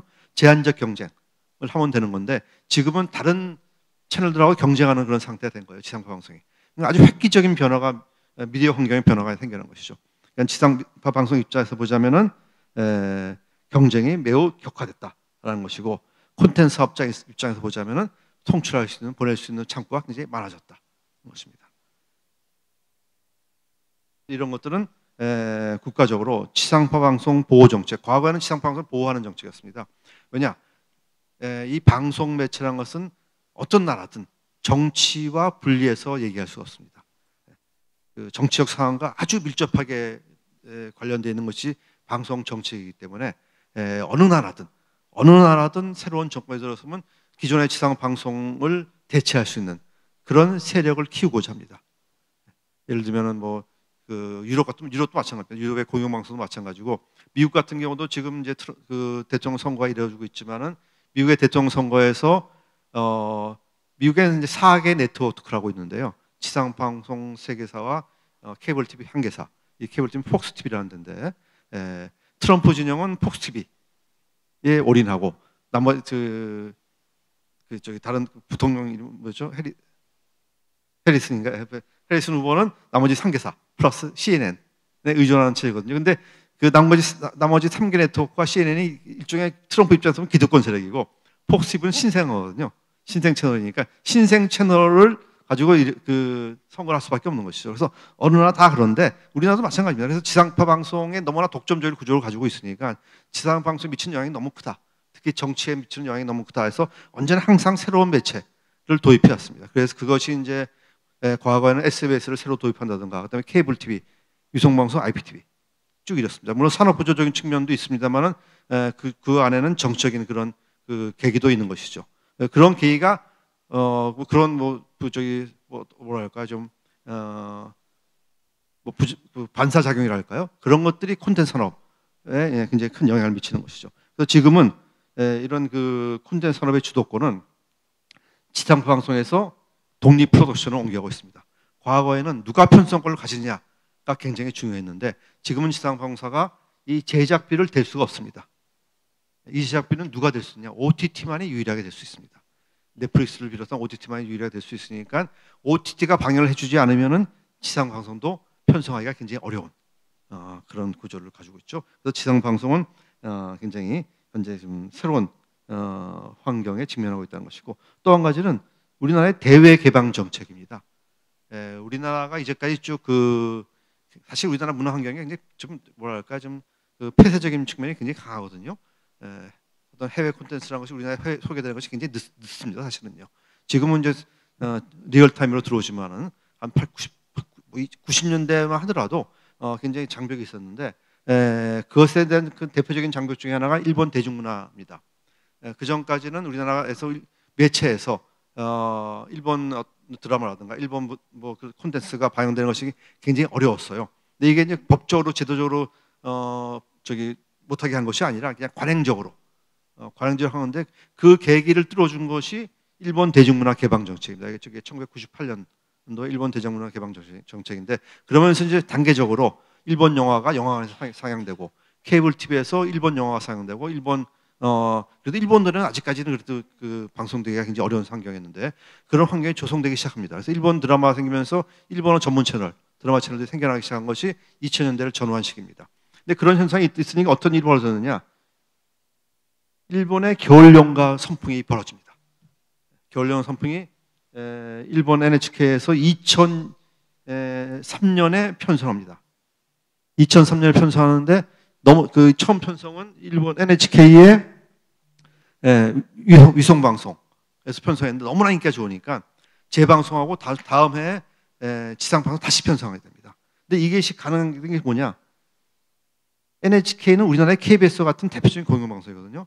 일본의 대표적인 공영방송이 한국의 그 채널을 콘텐츠 그대로 방영한다는 것은 한일 관계상 쉽지 않은 결정입니다. 근데 그것이 가능한 것은 우리나라가 개방을 하니까 일본도 거기 맞춰서 같이 개방한 거다라고 볼 수가 있는 것이죠. 그래서 이런 정책이 우리의 대외 정책이 콘텐츠 측면에서 굉장히 큰 영향을 미쳤다는 것이죠. 그래서 지금은 제가 시간이 좀 많이 지났기 때문에 간략하게 마무리를 하도록 하겠습니다. 지금은 그래서 지상파 키스테이션 중심에서 이런 유료 방송 중심으로 돼 있고 거기에 또 새로운 사업자들, 즉 새로운 자금이 투입되는 것이죠. 새로운 자본, 즉 통신 사업자들, SK, KT, LG, U+ 이런 통신 사업자들이 IPTV의 사업에 진출하면서 IPTV 보험률이 급속도로 확장되면서 유료 방송 가입자가 엄청나게 많아지는 것이죠. 그래서 이제는 92%의 사람들이 돈을 내고 200개 채널을 보고 있는 그런 환경인 것이죠. 그런데 이제 앞으로의 과제는 뭐냐? 이렇게 뭐 좋은 환경이 있다 보니까 제작비가 굉장히 크게 상승한 것이 우리나라의 콘텐츠 환경 앞으로의 과제죠. 그 전까지는 가성비가 좋은 그런 콘텐츠였기 때문에 적극적으로 편성을 했는데 이제는 가성비 측면에서는 조금씩 조금씩 어려운 큰 장점이라 할 수 없는 그런 상황인데, 특히 이제 그 제작비 중에 출연료, 일부 출연에 대한 출연료가 너무나 급작스럽게 상승하는 그런 문제라든가 이런 것들인 것이죠. 소수 출연료가 회당 10억씩 되게 되면 이걸 감당할 수 있는 지상방송이 있겠습니까? 국내 프로덕션 중에 이런 출연료를 감당할 수 있는 아무도 없습니다. OTT만이, 그것도 넷플릭스만이 가능한 것이죠. 그러니까 점점 넷플릭스 의존적이 되는 것이죠. 아까 교수님께서 지적했다시피 IP를 팔아서라도 넷플릭스 편성하지 않으면 지상파 편성이 안 되는 그런 구조를 가져온 것이죠. 그래서 이런 것 때문에 잘못하면은 70년대 일본 콘텐츠와 홍콩 콘텐츠가 전 세계를 석권한 적이 있었습니다. 우리는 좀 실감이 없습니다만은 일본 콘텐츠가 당시에는 일본 드라마가 동남아 어디를 가도 일본 드라마가 나오던 그런 시대가 있었거든요. 근데 잘못하면 우리가 또 이런 전철을 밟게 되지 않을까. 요즘 글로벌 OTT의 편성 경향을 보자면은 한국 콘텐츠가 조금씩 비중이 약해지고 있고 거기에 중국, 대만, 그다음에 태국, 인도네시아 그리고 일본도 지금 많이 나오고 있고요. 이런 그런 아시아 동남아권을 중심으로 한 아시아 콘텐츠가 조금씩 편성되는 것을 여러분이 느낄 것입니다.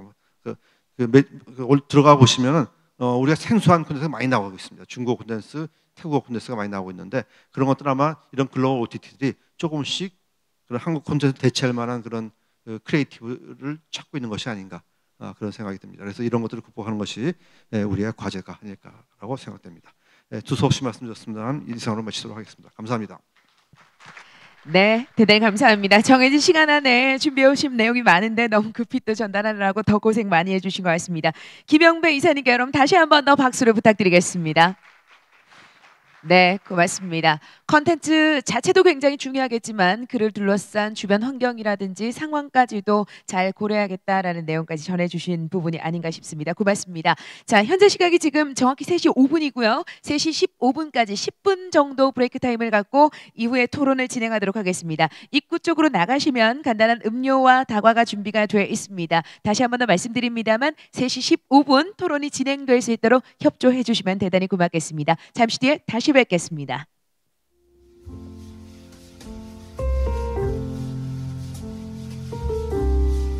자, 이제부터 토론 시간을 갖도록 하겠습니다. 오늘 발표에 너무나 고생해주신 두 분과 함께 토론으로 같이 오늘 얘기를 나눠주실 5분까지 무대 위로 착석 부탁드리겠습니다. 여러분 박수 부탁드리겠습니다. 네, 네임택 확인하시고 오늘 제가 시작할 때 성함 호명하면서 소개를 드렸던 분들인데요. 쭉 모시도록 하겠습니다. 자리 정돈이 되시면 이제 토론으로 이어가도록 하겠습니다. 여러분 한 번 더 박수 부탁드리겠습니다.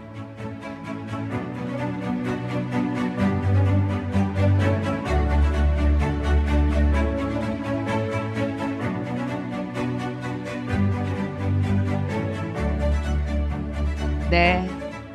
감사합니다. 앞서 말씀을 드린 대로 오늘 이제 1부 순서에서 발표에 수고해 주신 두 분과 더불어서 오늘 토론에 임해 주실 5분까지 해서 같이 무대로 모셨습니다. 무대가 좀 더 풍성해지는 느낌인데요. 지금부터는 토론의 좌장으로 수고해 주실 분께 제가 마이크를 건넬 텐데요. 대진대학교 영화영상학과 한우정 교수께 마이크를 넘깁니다. 여러분 다시 한 번 더 박수 부탁드립니다.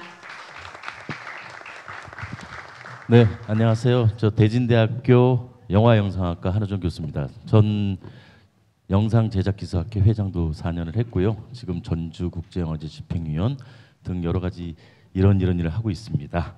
자, 오늘 이렇게 좌장을 맡게 돼서 너무 영광이고요. 오늘 우리 뒤에 계시는 양채원 아나운서 저기 굉장히 유명하신 분이고요. 뭐 저기 TBC, TBS, 대구 KBS에서 맹활약하시고 있고 프리랜서로 열심히 하고 계십니다. 그래서 양채원 아나운서께 큰 박수 한번 부탁드립니다. 다음은 이제 우리 이 자리를 마련해 주신 손성민 조직위원장 및 그리고 임직원 그리고 뒤에 계시는 스태프분들께 큰 박수 한번 부탁드립니다. 자, 지금부터 본격적으로 토론을 진행하도록 하겠습니다.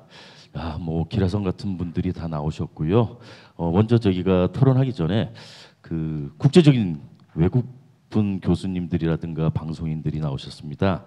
그래서 먼저 제가 두 분께 먼저 좀 질문하고 싶은 것들이 있습니다. 테니스 브라운 우리 배우님 나오셨는데요. 그 한국 드라마나 영화들이 세계에서 컬처 문화들이 많이 알려졌어요. 그리고 브라운 선생님은 저기 뉴욕 출신이시고, 네.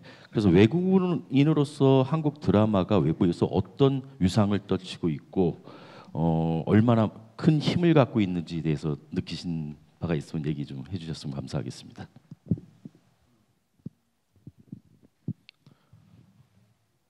일단 저거 그 오징어 게임 같은 거를 생각하면 일단 한국 그 전통적인 게임 나오잖아요. 약간 특히 해외에서 보지 못한 그런 새로운 느낌을 이제 주기도 하고 조금 우리가 익숙하지 못한 그런 류의 TV쇼여서 조금 큰 인기 얻었었던 것 같고 또 최근에 뭐 BTS라든지 조금 그냥 전 세계가 약간 한국에 주목하는 그런 시대인 것 같아서 특히 요즘에 이제 큰 힘이 갖고 있는 것 같습니다.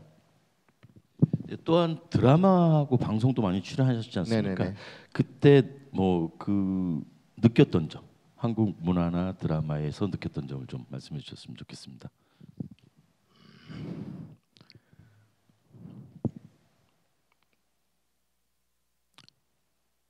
약간 어려운 질문인데요. 저는 또 너무 거의 10년 넘게 한국 드라마도 보고 살짝 느낀 점이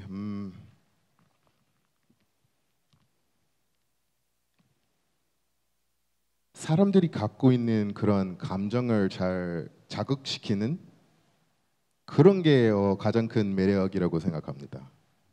약간 약간 저는 이제 미국 사람이니까 미국 TV를 이제 생각을 하면 조금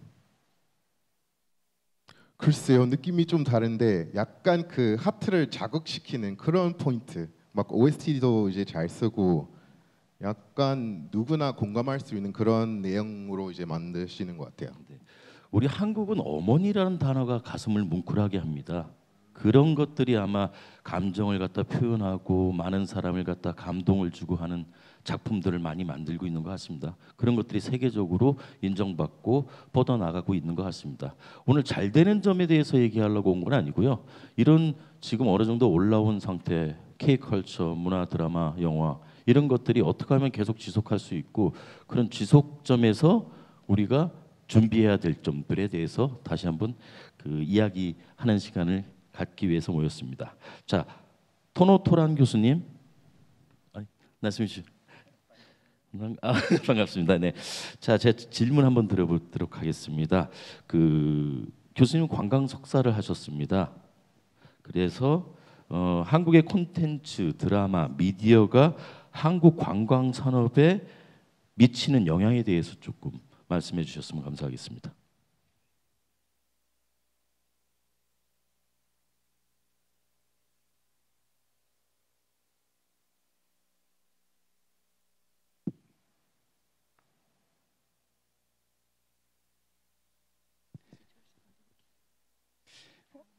Well, I've noticed in my time traveling around Asia that, I suppose in the past 15 years, that K-dramas were always very popular in places like Thailand, Vietnam, Laos, Mongolia. I noticed being in those countries that they were always very popular.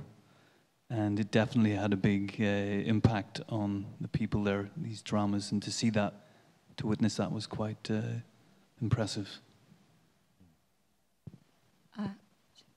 교수님 말씀이 K 드라마는 지금 주로 동남아 쪽에서 굉장히 사람들에게 영향을 많이 주었었기 때문에 그게 그쪽에서는 굉장히 영향을 많이 주어서 그 사람들이 많이 올 수 있도록 영향을 준 것 같다고 말씀하십니다. 네, 감사합니다. 네, 본격적으로 기조 발표를 하신 우리 유재환 교수님, 신한류 콘텐츠의 미래와 MG 콘텐츠 트렌드를 갖다 말씀해 주셨는데요. 여기에 대해서 이제 우리 그 토론자 선생님께서 질문을 하실 내용들이 있으면 손을 드시고 질문하셨으면 좋겠습니다. 저는 아까 약간 한국 그 콘텐츠의 좋은 점에 대해서 얘기를 했는데 제가 이제 미래에 대해서 생각을 한다면 저같이 이제 외국인 배우들도 많고 이제 외국인 방송인들도 있잖아요. 약간 느낀 점 이제 제가 할 수 있는 역할이 조금 제한적이고 또 이제 외국인 역할이 나온다 하더라도 조금 뻔한 역할. 앞으로 이제 전 세계가 한국을 이제 주목을 하고 있는데 다른 나라에서 그 나라의 사람이 이제 나오는 거를 보고 너무 뻔하게 이제 조금 묘사를 하면은 약간 그 타국 입장에서 조금 안 좋게 볼 수 있잖아요. 그래서 약간 한국에서 앞으로 이제 또 한국도 이제 다문화 사회가 되고 있는데 약간 그런 점을 생각하실 때는 한국 콘텐츠의 미래에서는 약간 외국인들의 역할에 대해서는 어떻게 생각하시는지 여쭤보고 싶었습니다. 예, 일단은 대한민국 자체가 이제 다문화 가정이 되게 많은 상태고 그러다 보니까 이제 콘텐츠도 다문화에 대한 이야기를 많이 하는 경우가 많이 있습니다. 그리고 이제 글로벌 프로젝트라고 해서 한국 외에 벗어난 세계를 겨냥한 작품을 만들려면은 다양한 외국 배우들도 출연을 해야 되겠죠. 그리고 그 출연 기회는 점점 늘어날 거라고 생각을 하고요. 요즘도 보면은 저 동남아하고 특히 동남아 뭐 싱가포르라든지 중국이라든지 이런 나라와 같이 제작하는 경우가 되게 많이 있거든요. 또 반대로 한 시나리오를 갖고 중국 버전, 예를 들어서 우리가 알고 있는 극한직업이라는 영화는 한국에서 극한직업으로 개봉을 했지만은 중국에서는 랍스타캅이라는 영화로 개봉을 했어요. 그래서 한 컨텐츠를 갖고 다양한, 쉽게 말해서 한국 사회에서 일어나는 얘기지만 글로벌 프로젝트로 그 나라에 맞춰서 그 배우들로 콘텐츠가 확대될 수 있다고 생각을 합니다. 네, 좋은 답을 해주셨고요. 물론 큰 나라마다 확대하는 그 콘텐츠들이 발견되고 또 우리 문화 원형이라고 있습니다. 우리가 갖고 있는 문화적인 가치, 뭐 예를 들어 한복이나 한식 이런 것들이 이제 뭐 대장금에서 소개되면서 한국을 갖다 꽤 높은 문화 수준을 갖고 있는 나라로서 인식을 했습니다. 다음은 또 우리 저기 컬럼니스트고 정석희의 TV 돋보기라든가 너에게 그거 봤어, 카톨릭 미디어를 말하다, 문화소통 4.0 같은 칼럼을 쓰시는 우리 정석희 방송 칼럼니스트께서 한 말씀 해주시면 감사하겠습니다. 네, 아까 그 유재환 교수님 발표에서 언급이 됐는데요. 우리 그 중장년층 이상, 그러니까 말씀하셨던 베이비붐 세대 이상의 연령대들이 이미 유튜브로 많이 옮겨갔다고 말씀하셨잖아요. 그건 정말 사실이고 지상파가 위험하게 생각하지 않고 있는데 진짜 큰일이거든요.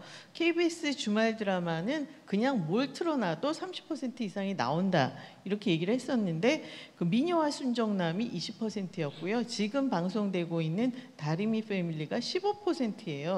그러면 정말 충격적인 일이고 어디까지 추락할지 알 수 없거든요. 그런데 지금 대책이 없는 것으로 보입니다. 저는 미래가 보내는 시그널을 빨리 읽는 사람만이 성공 발전할 수 있다고 생각하는데 그 쇼폼 드라마라는 것이 요즘 많이 이제 인기를 얻고 있어요. 여기에 한번 빠지면 개미지옥과 다름없다고 합니다. 그런데 그 유튜브로 옮겨간 그 중장년층 이상의 그 연령대가 아직 쇼폼 드라마에는 노출이 되지 않았더라고요. 그런데 그 쇼폼 드라마에 대한 인식이 그 기존의 제작진들은 아직 하지 못하고 있는 것 같아요. 예전에 유튜브를 무시했던 것과 똑같은 현상인데요.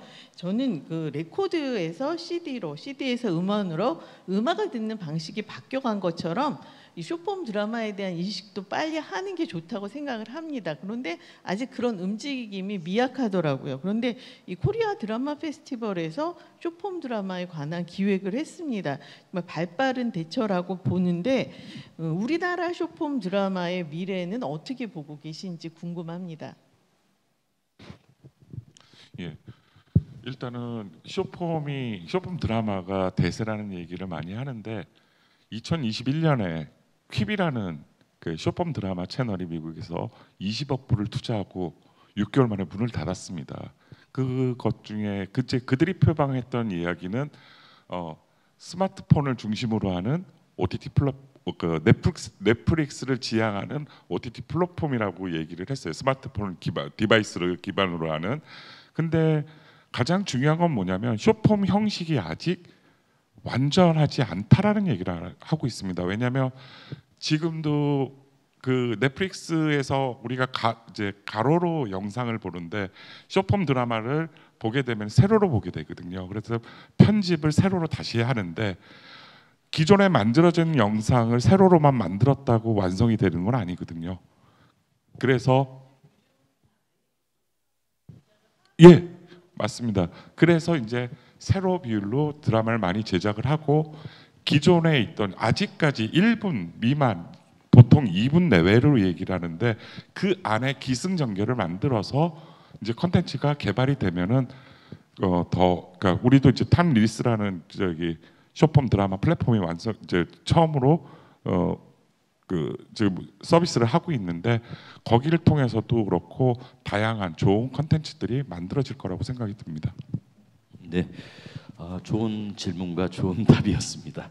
네, 다음은 저기 우리 그 배우이자 방송인이신 박세령 교수님께서 질문 부탁드리겠습니다.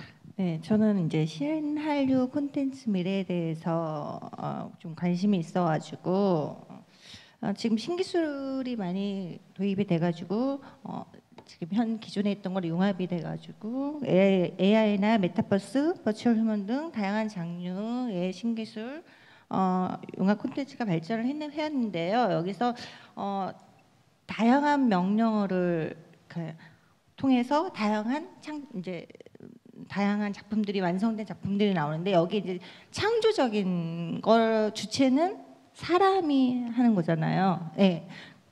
거기에서 이제 사람의 역할이 점점 어떻게 보면 줄어든다고 볼 수도 있지만 또 그걸 해낼 수 있는 건 사람이라고 생각이 들고요. 그래서 궁금한 점이 이 생성형 AI로 어디까지 활용이 가능성이 어디까지 어느 정도인지 그러니까 한번 예측하시는지 거기에 대해서 좀 질문을 하고 싶습니다. 그 생성형 AI 갖고 할 수 있는 활용은 우리나라는 아직 이제 콘티를 손으로 그리는 작업을 합니다. 그런데 허리우드 같은 경우에는 거의 20억에서 30억의 비용을 들고 3D 콘티를 해서 그 3D 콘티 그대로 작품을 완성을 해요. 그 얘기는 촬영 회차가 줄어들 거고요. 그 완성본이 나오면은 그리고 그 가이드대로 찍으면은 그 가이드를 갖고 흥행이 될 거다 안 될 거다 투자가 일어날 거라고 생각을 해요. 그래서 첫 번째 저는 생성형 AI 갖고 영화의 콘티화 작업이 될 거라고 생각을 하고요. 두 번째 이제 그 어려운 몹신이라고 얘기하는 사람이 많이 동원되는 장면에서 테스트를 통해서 비용 절감이 될 거라고 생각을 합니다. 그리고 아까도 말했지만은 테스트 차원에 먼저 했고 배우가 연기를 하기 때문에 그만큼 더 시행착오를 줄일 수 있고 제작 시간이 줄어들 거라고 생각해서 영화 쪽이나 드라마 쪽에서도 활발히 이용을 할 것 같고요. 두 번째 1인 크리에이터 그 1인 이제 창작자들은 다양한 작품을 만들 거라고 생각이 듭니다. 네, 감사합니다. 근데 저 실시간 영상 시청 시간이 요즘에요 굉장히 줄어들고 있습니다. 그 줄어드는 현상이 왜 일어났고 그게 왜 그런 현상들이 계속 지속되는지에 대해서 조금만 간추려서 말씀해 주시면 고맙겠습니다. 예. 옛날에 우리가 모래시계 하면은 모래시계 시간이라고 그랬고 타이밍이라고 그래서 사람이 몰려갔었잖아요. 근데 그 전에는 공중파나 지상파들이 그 시간에 한정된 시간에서 방영을 했지만은 지금은 언제든지 스마트폰을 내서 내가 볼 수가 있고 내가 편한 시간에 볼 수가 있기 때문에 시청 그 시간을 맞추지 않고 본인이 편한 시간에 보기 때문에 그런 일은 계속 일어날 거라고 생각이 들고 그게 부정적인 게 아니라 긍정적인 방향으로 발전하는 과정이 아닐까라고 생각이 듭니다. 네, 다음은 이옥일 박사님께서 좀 느끼시는 점 있으면 말씀해 주시기 바랍니다. 예, 저는 그 김영배 이사님께 여쭙겠습니다. 콘텐츠 산업도 생산도 하면서 함께 소비할 수 있는 그런 능력을 가지고 있다라면 사실은 그 6차 산업이거든요. 그렇다면 앞으로도 더 이 6차 산업은 더더욱 진화될 텐데 그런데 지금 이 한국의 지상파 방송을 보면 정말 주의 깊게 잘 들었습니다만은 거기에 보면 지나친 상업화 또는 특징적인 이 편향된 어떤 그런 방송 이런 것들이 보편적이고 가장 그 합리적이고 생산적인 방송을 침해할 수 있는 왜냐하면은 자극적일 수 있기 때문에 그래서 그런 데 대해서 조금은 어떤 필터링을 할 수 있는 아무래도 방송에 어떤 자유가 있다라고 한다 하더라도 그런 것은 조금은 어떤 그런 기능적 요소가 좀 있었으면 좋겠다는 생각 하나 질문 하나 드리고 두 번째는 지금 조금 전에 우리 그 안세령 토론자께서 말씀하시는 것처럼 박사님 사실은 잠깐만 길어지시니까요. 그러니까 하나 끊고 다음으로 하나. 네네, 그 하나만 먼저 말씀드리겠습니다.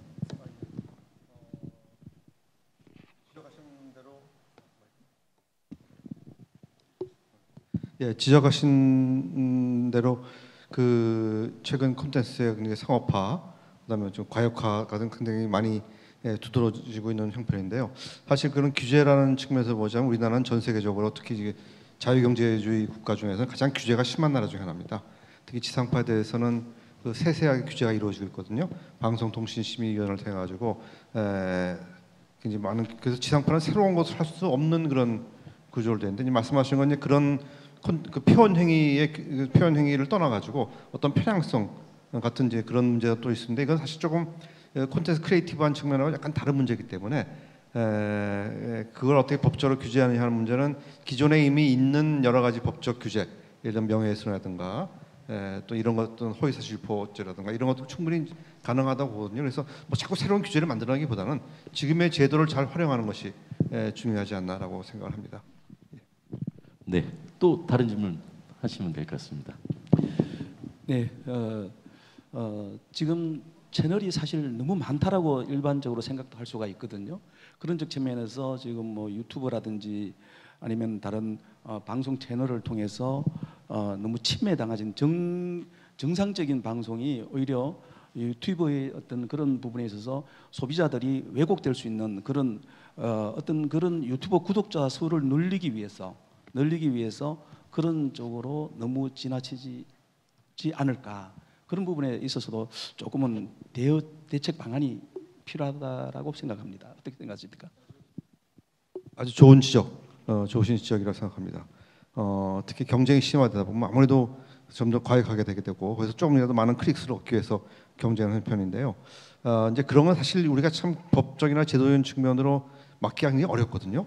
사회가 그렇게 흘러가는 것이기 때문에 그 사회의 흐름을 우리가 또 어떻게 인위적으로 좀 놓칠 수는 있지만은 궁극적으로 도달하는 방향을 우리가 못 가게 할 수는 없는 그런 표현인데, 그런 것을 우리가 좀 잘하는 것도 이상하지만은 어떻게 좀 순화시킨다는 것도 좀 이상합니다만은 좀 뭐랄까요, 좀 새로운 크리에이티브한 측면을 강화시킬 수 있는 측면을 한다면은 저는 이번에 한강 작가의 노벨상상이 굉장히 의미가 있다고 생각해요.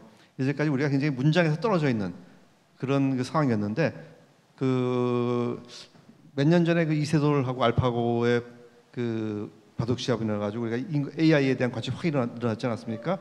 그런 것처럼 이번에 그런 수상 소식이 문학에 대한 어떤 관심이 좀 늘어나가지고 독서 인구도 많아지고, 거기 이제 문학가가 되고 싶어하는 크리에이터가 되고 싶어하는 사람들이 더 많아지게 되면은 이제는 이제 그 유튜브라든가 이제 그런 쇼츠 영상에 몰려드는 사람들보다 정말 오리지널리티, 원작을 만들어낼 수 있는 그런 기본이 좀 인프라가 좀 갖춰지지 않을까. 물론 이제 희망사입니다만은 그런 계기가 되면 참 좋겠다라는 생각을 해봤습니다. 네, 다음은 우리 그 토너 도란 교수님께서 질의해 주시기 바랍니다.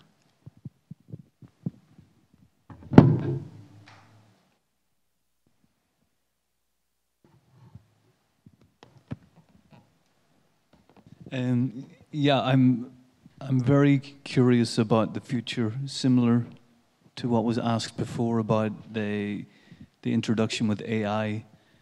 And I suppose my question would be, what we see now is a wave of YouTube creators. And in the future, I'm wondering, will it be these YouTube creators, will it be as popular with AI where these creators will be the movie writers, the movie directors creating their own dramas? Like, will this be a new wave?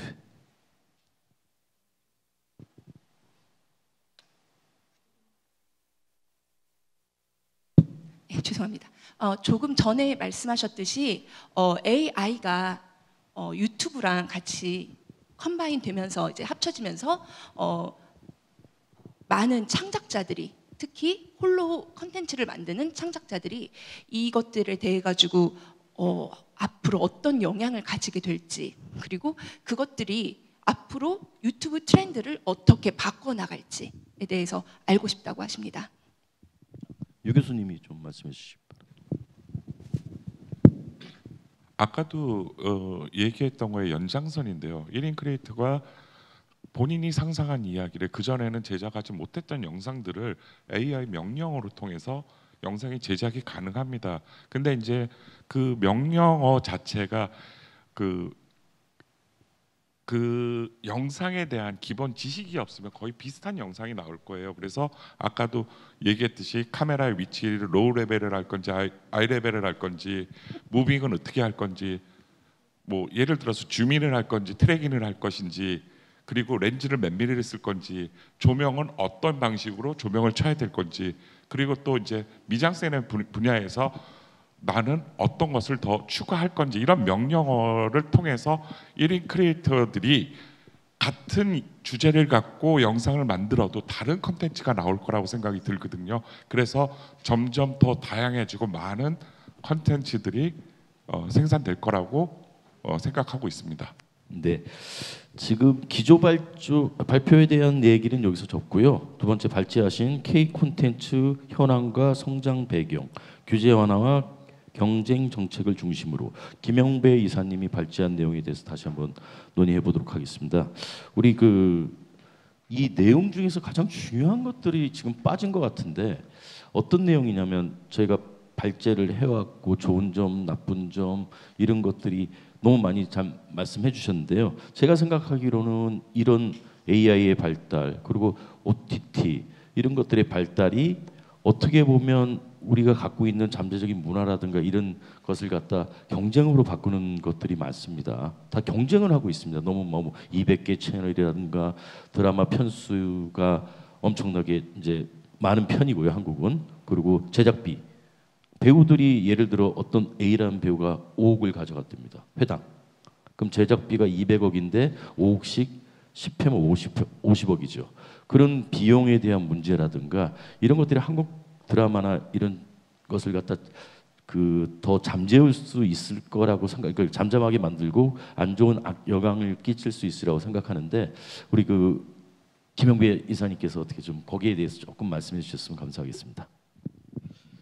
예, 저는 기본적으로 미디어를 이제 산업적인 측면에서 이제 접근하는 사람이기 때문에 크리에이티브한 측면보다는 이런 구조나 제도를 어떻게 하는 것이 더 그 산업이 발전할 수 있고 콘텐츠 산업이 발전할 수 있게 하느냐를 이제 고민하는 사람 입장에서 보자면은 그런 흐름을 어떤 인위적으로 막기는 굉장히 힘들거든요. 인위적으로 어떤 출연자의 출연료를 일정 정도 이상으로 제한한다든가 하는 것은 상당히 좀 어렵습니다. 그건 직업 선택의 자유라든가 여러 가지 우리나라의 제도적인 문제에서 감안하는 게 어려운데 이제 이런 일은 발생할 수 있겠죠. 너무 올라가다 보면은 이제 그만큼의 가치가 있어야 되는데 그렇게 출연자 높으면 그걸 상회할 수 있는 시청률이라든가 또는 뭐 조회수라든가 시청자 수가 있어야 하는데 그것이 어느 날 꺾이는 순간에 거기에 대한 반성이 일어날 것이고 또한 지금의 형태는 AI 말씀이 굉장히 많이 나왔는데요. 이제는 비전문가가 콘텐츠를 만들어낼 수 있는 기술적인 환경이 굉장히 많이 갖춰져 있습니다. 그래서 유튜브 같은 경우를 보자면은 이제 전문가뿐만 아니라 일반인이 만든 콘텐츠가 굉장히 재밌거든요. 그런 것들이 너무 재밌으니까 오히려 지상파 TV 방송으로 보는 것보다 그게 훨씬 더 클릭수를 많이 가져오게 되고 그 사람들이 훨씬 더 돈을 많이 버는 구조를 가져오게 되거든요. 그래서 이 자본주의라는 건 언제나 돈이 되는데 사람이 몰리고 재능이 몰리기 마련입니다. 그러다 보면은 아마 흐름이 그런 쪽으로 바뀌지 않을까. 그런 흐름이 바뀌는 데는 어떤 개인의 어떤 결정적인 재능이 있는 사람들의 어떤 계기, 역할 이런 것에 대한 촉발점이 될 수 있는 그런 어떤 뭐 진실의 순간이랄까요? 그런 거가 조만간 나타날 수 있지 않을까라는 생각이 듭니다. 네, 감사합니다. 우리 정석희 방송 컬럼니스트께서 또 질문해 주시기 바랍니다. 네, OTT의 약진으로 사실 너무 잔인해졌거든요. 자극적이고 뭐 더글로리나 무빙이나 잔인한 장면이 너무 많았습니다. 그런데 이제 우리나라 TV가 지상파가 규제가 심한 편이다 이렇게 얘기를 하셨는데 규제를 저는 더 심하게 해도 좋다고 생각하는 부분이 아동에 관한 부분이거든요. 이번에 SBS에서 지옥에서 온 판사라는 드라마를 방송하는데 거기에서 이제 3화의 내용 중에 하나가 그 일가족을 살인하는 이제 살인마가 있어요. 그런데 살인마에게 살해당하는 아들이죠. 아들이 무참히 막 20여 차례 칼에 찔려서 살해를 당하는데 그 장면을 그대로 내보냈습니다. 저는 뭐 시청자는 감안을 해서 뭐 이거는 뭐 드라마다 하고 본다지만 그 살해당하는 역할의 배우에 대해서는 그 지상파 방송이 규제를 해야 되지 않나 그렇게 생각을 하는데 뭐 너무 자유롭게 잘 만드는 것도 좋지만 아동에 관해서는 우리가 좀 더 심각하게 대처할 필요가 있다고 보는데 교수님께서는 어떻게 생각하시는지 궁금합니다. 예, 제가 그런 콘텐츠 심의 쪽에는 사실 이렇게 전문가가 아니기 때문에 개인적인 그런 견해를 말씀드리자면은 지상파 방송에 이미 여러 가지 제도는 장치가 있거든요. 그 자율심의, 내부심의도 있고, 방송통신심의에서 사후심의 하는 경우도 있기 때문에 아마 이 같은 경우는 제가 그 드라마 안 봤기 때문에 내용을 잘 모르겠습니다만은 이미 방영이 됐다고 한다면 사후적으로 분명히 조치가 있을 겁니다. 그래서 문제는 이제 사전적으로 그런 장면이 방송되지 못하게 하는 그런 사전적인 자율 규제가 있음에도 불구하고 그런 것이 나왔다고 한다는 것은 그 방송사 안에 내부 시스템이 뭔가 고장이 난 것이 아닌가. 그런 걸 걸을 수 있는 장치가 뭔가 좀 문제가 생긴 것이 아닌가. 이제까지 그런 지상파에서는 그런 심한 장면은 제가 듣기만 해도 이제 소름 끼치는데 그런 심한 장면이 아마 나온 예가 없는 것 같거든요. 그래서 그런 건 아마 그 방송사에서 어딘지 모르겠습니다만은 심각하게 아마 내부적으로 어떤 점에 문제가 있었는지 과정을 좀 봐야 되지 않을까라고 생각이 듭니다. 네, 심각한 문제죠. 아동들에 대한 것들은 우리가 지켜나가야 되고 그건 세계적으로 다 지키고 있는 수준입니다. 특히 미국 같은 경우에는 아동 학대라든가 아동의 영상물 착취라든가 이런 것들에 대해서는 엄하게 종신형까지 하고 있습니다. 그래서 우리라도 더 그런 거에 대해서 좀 더 지키고 아이들을 지켜줘야 된다고 생각됩니다. 다음은 이호길 박사님 혹시 말씀하실 게 있으면. 네, 조금 다른 이야기입니다만은 컨텐츠가 사실은 효자 수출 상품으로도 굉장히 기여를 많이 하고 있다라고 보거든요. 그렇다라고 하면은 그 컨텐츠 상품의 제작에 대한 그런 충분한 수익 모델에 있어서 사실 이익이 뒷받침되어야만이 지속적인 생산이 되거든요. 그런데 조금 전에 그 어떤 유명 스타가 출연하는 데 있어서 많은 그 지출 금액이 발생된다고 하면 점차적으로 거기에 따르는 비용을 획득하기 위해서는 다른 광고라든지 아니면 틈새 시장에 어떤 무언가를 집어넣어야 수익성이 밸런스를 맞출 수 있다고 보거든요. 그런 측면에서 미래의 콘텐츠 소비 형태의 변화를 예측한다면 어떻게 우리 전문가께서는 예측하시는지요? 너무 어려운 질문이라서 뭐 해답이 있는지는 모르겠습니다만은 그 이제까지 이제 우리나라의 방송 제도라든가 콘텐츠에 대한 진흥 정책을 쭉 보다 보면은 이 독점을 완화시키는 방향으로 지금 나가고 있거든요. 기존에는 지상 방송의 독점적 구조에서 그 독점적 구조를 깨야지만이 새로운 콘텐츠 창구가 나오기 때문에 그런 거를 완화시키는 방향으로 계속 이루어지고 있습니다. 그래서 그 정점에 이룬 것이 지금 아마 가장 정점에 이루었고 더 이상 이제 뭐 한다고 한다면 예를 들면 말씀하신 그런 그 공정 경쟁 문제가 있을 것 같거든요. 예를 들면 이제 일부 출연자한테 제작비에 너무 과도한 부분이 간다고 한다면은 그런 어떤 그 자금의 문제라기보다는 경쟁의 문제로 좀 본다고 하는 공정 경쟁의 문제로 한다면 그것 때문에 희생당하는 사람도 있다는 얘기거든요. 예를 들면은 거기에 스텝이라든가 조연이라든가 이런 사람들한테 가야 할 몫이 안 가고 있다고 한다면은 그런 쪽에서 접근해가지고 그 표준 약관 같은 것을 좀 그 여러 사람들이 업계나 이제 정부 사람 모여가지고 그런 제도적인 개선점을 마련한다든가 하는 것이 있어야 하지 않을까. 경쟁의 관점에서 접근하면은 뭔가 새로운 그런 그 계기를 우리가 볼 수 있지 않을까라는 생각이 듭니다. 자, 유지환 교수님도 이 얘기에 대해서 한 말씀 해주고, 왜냐하면 제작자시고 현장에서 그 배우들하고 딜도 하시고 여러 가지 것들을 많이 했으리라고 생각합니다. 그래서 어떤 식으로 그 배우들하고 얘기를 하고 이 비용에 대해서 어떤 식으로 해결하는지에 대해서 좀 말씀해 주셨으면 감사하겠습니다. 예, 일단은 그 배우 출연료나 스텝 인건비가 굉장히 많이 올라간 건 사실이거든요. 근데 이제 해결책이라고 제가 생각하는 것은 이제 글로벌 오토티의 제작비는 일단 제작비 문제가 아니라 IP의 문제라고 생각을 해요.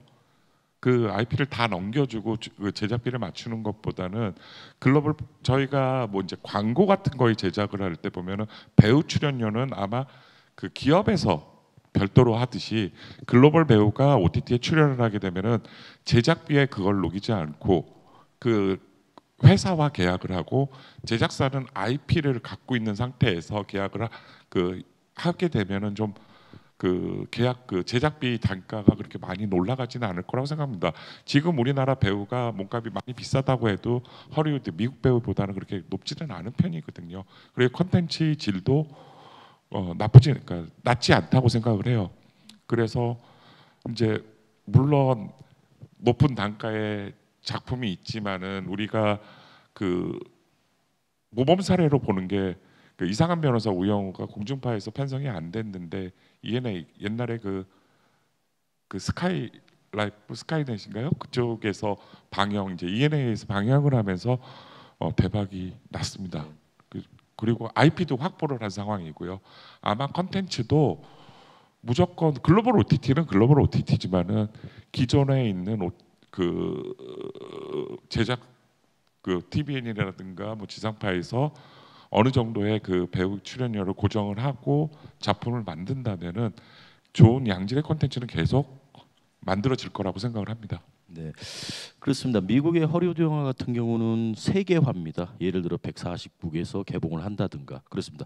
근데 우리나라의 영화라든가 이런 것들은 소규모 동남아시아 뭐 이런 데서 개봉해서 결국은 해결책은 하나 있는 것 같습니다. 우리나라 드라마라든가 영화 이런 것들이 세계화, 세계적으로 방영을 할 수 있는 플랫폼이 만들어졌을 때 이런 것들은 다 해소될 수 있으라고 생각됩니다. 자, 마지막으로 코노 도란 교수님 질문하실 거 있으면 해주시기 바랍니다.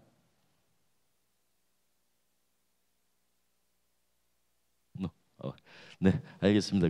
그럼 혹시 우리 이 듣고 계시는 우리 선생님들도 계시고 있으신데 혹시 이 안에서 질문이 꼭 하고 싶으신 분 계시면 손 좀 들어주시면 감사하겠습니다. 저희가 그 발제를 너무 잘한 것 같습니다. 모두 다 이해를 했고 잘 알아들으신 것 같습니다. 자, 혹시 마지막으로 그 발제자님 끝으로 말씀하시고 싶은 이야기 있으시면 간단하게 30초 정도. 좀 부탁드리겠습니다. 우리 이제 신한류라는 이 단어가 이제 우리의 K 콘텐츠라는 단어 말 자체가 이제 신조어가 아니라 세계에 다 통용되는 언어지 않습니까? 그래서 드라마, 영화, 뭐 소설, 다양한 콘텐츠가 다 문화로서 국가 위상을 올린다고 생각을 하고요. 그 중에 K 드라마, K 무비 앞으로 계속 꾸준히 성장하여 좋은 성과를 이룰 거라고 생각합니다. 예, 그 콘텐츠 산업이라는 측면에서 보자면은 사실은 우리가 이제 겨우 국제사회에 데뷔했거든요. 겨우 국제사회 데뷔해서 한 20년 정도 됐는데 사실 우리 위에는 많은 선배 국가들이 있습니다. 그래서 그런 국가들이 어떻게 해왔는지를 자세히 관찰하고 살펴보면서 앞으로 대응해 나가면은 이런 기조를 계속 유지할 수 있지 않을까라고 생각됩니다. 이상입니다. 네, 수고하십니다. 미디어의 국제화가 우리나라를 강하게 만든다. 여러분, 우리나라 미디어는 되게 훌륭하고 멋있습니다.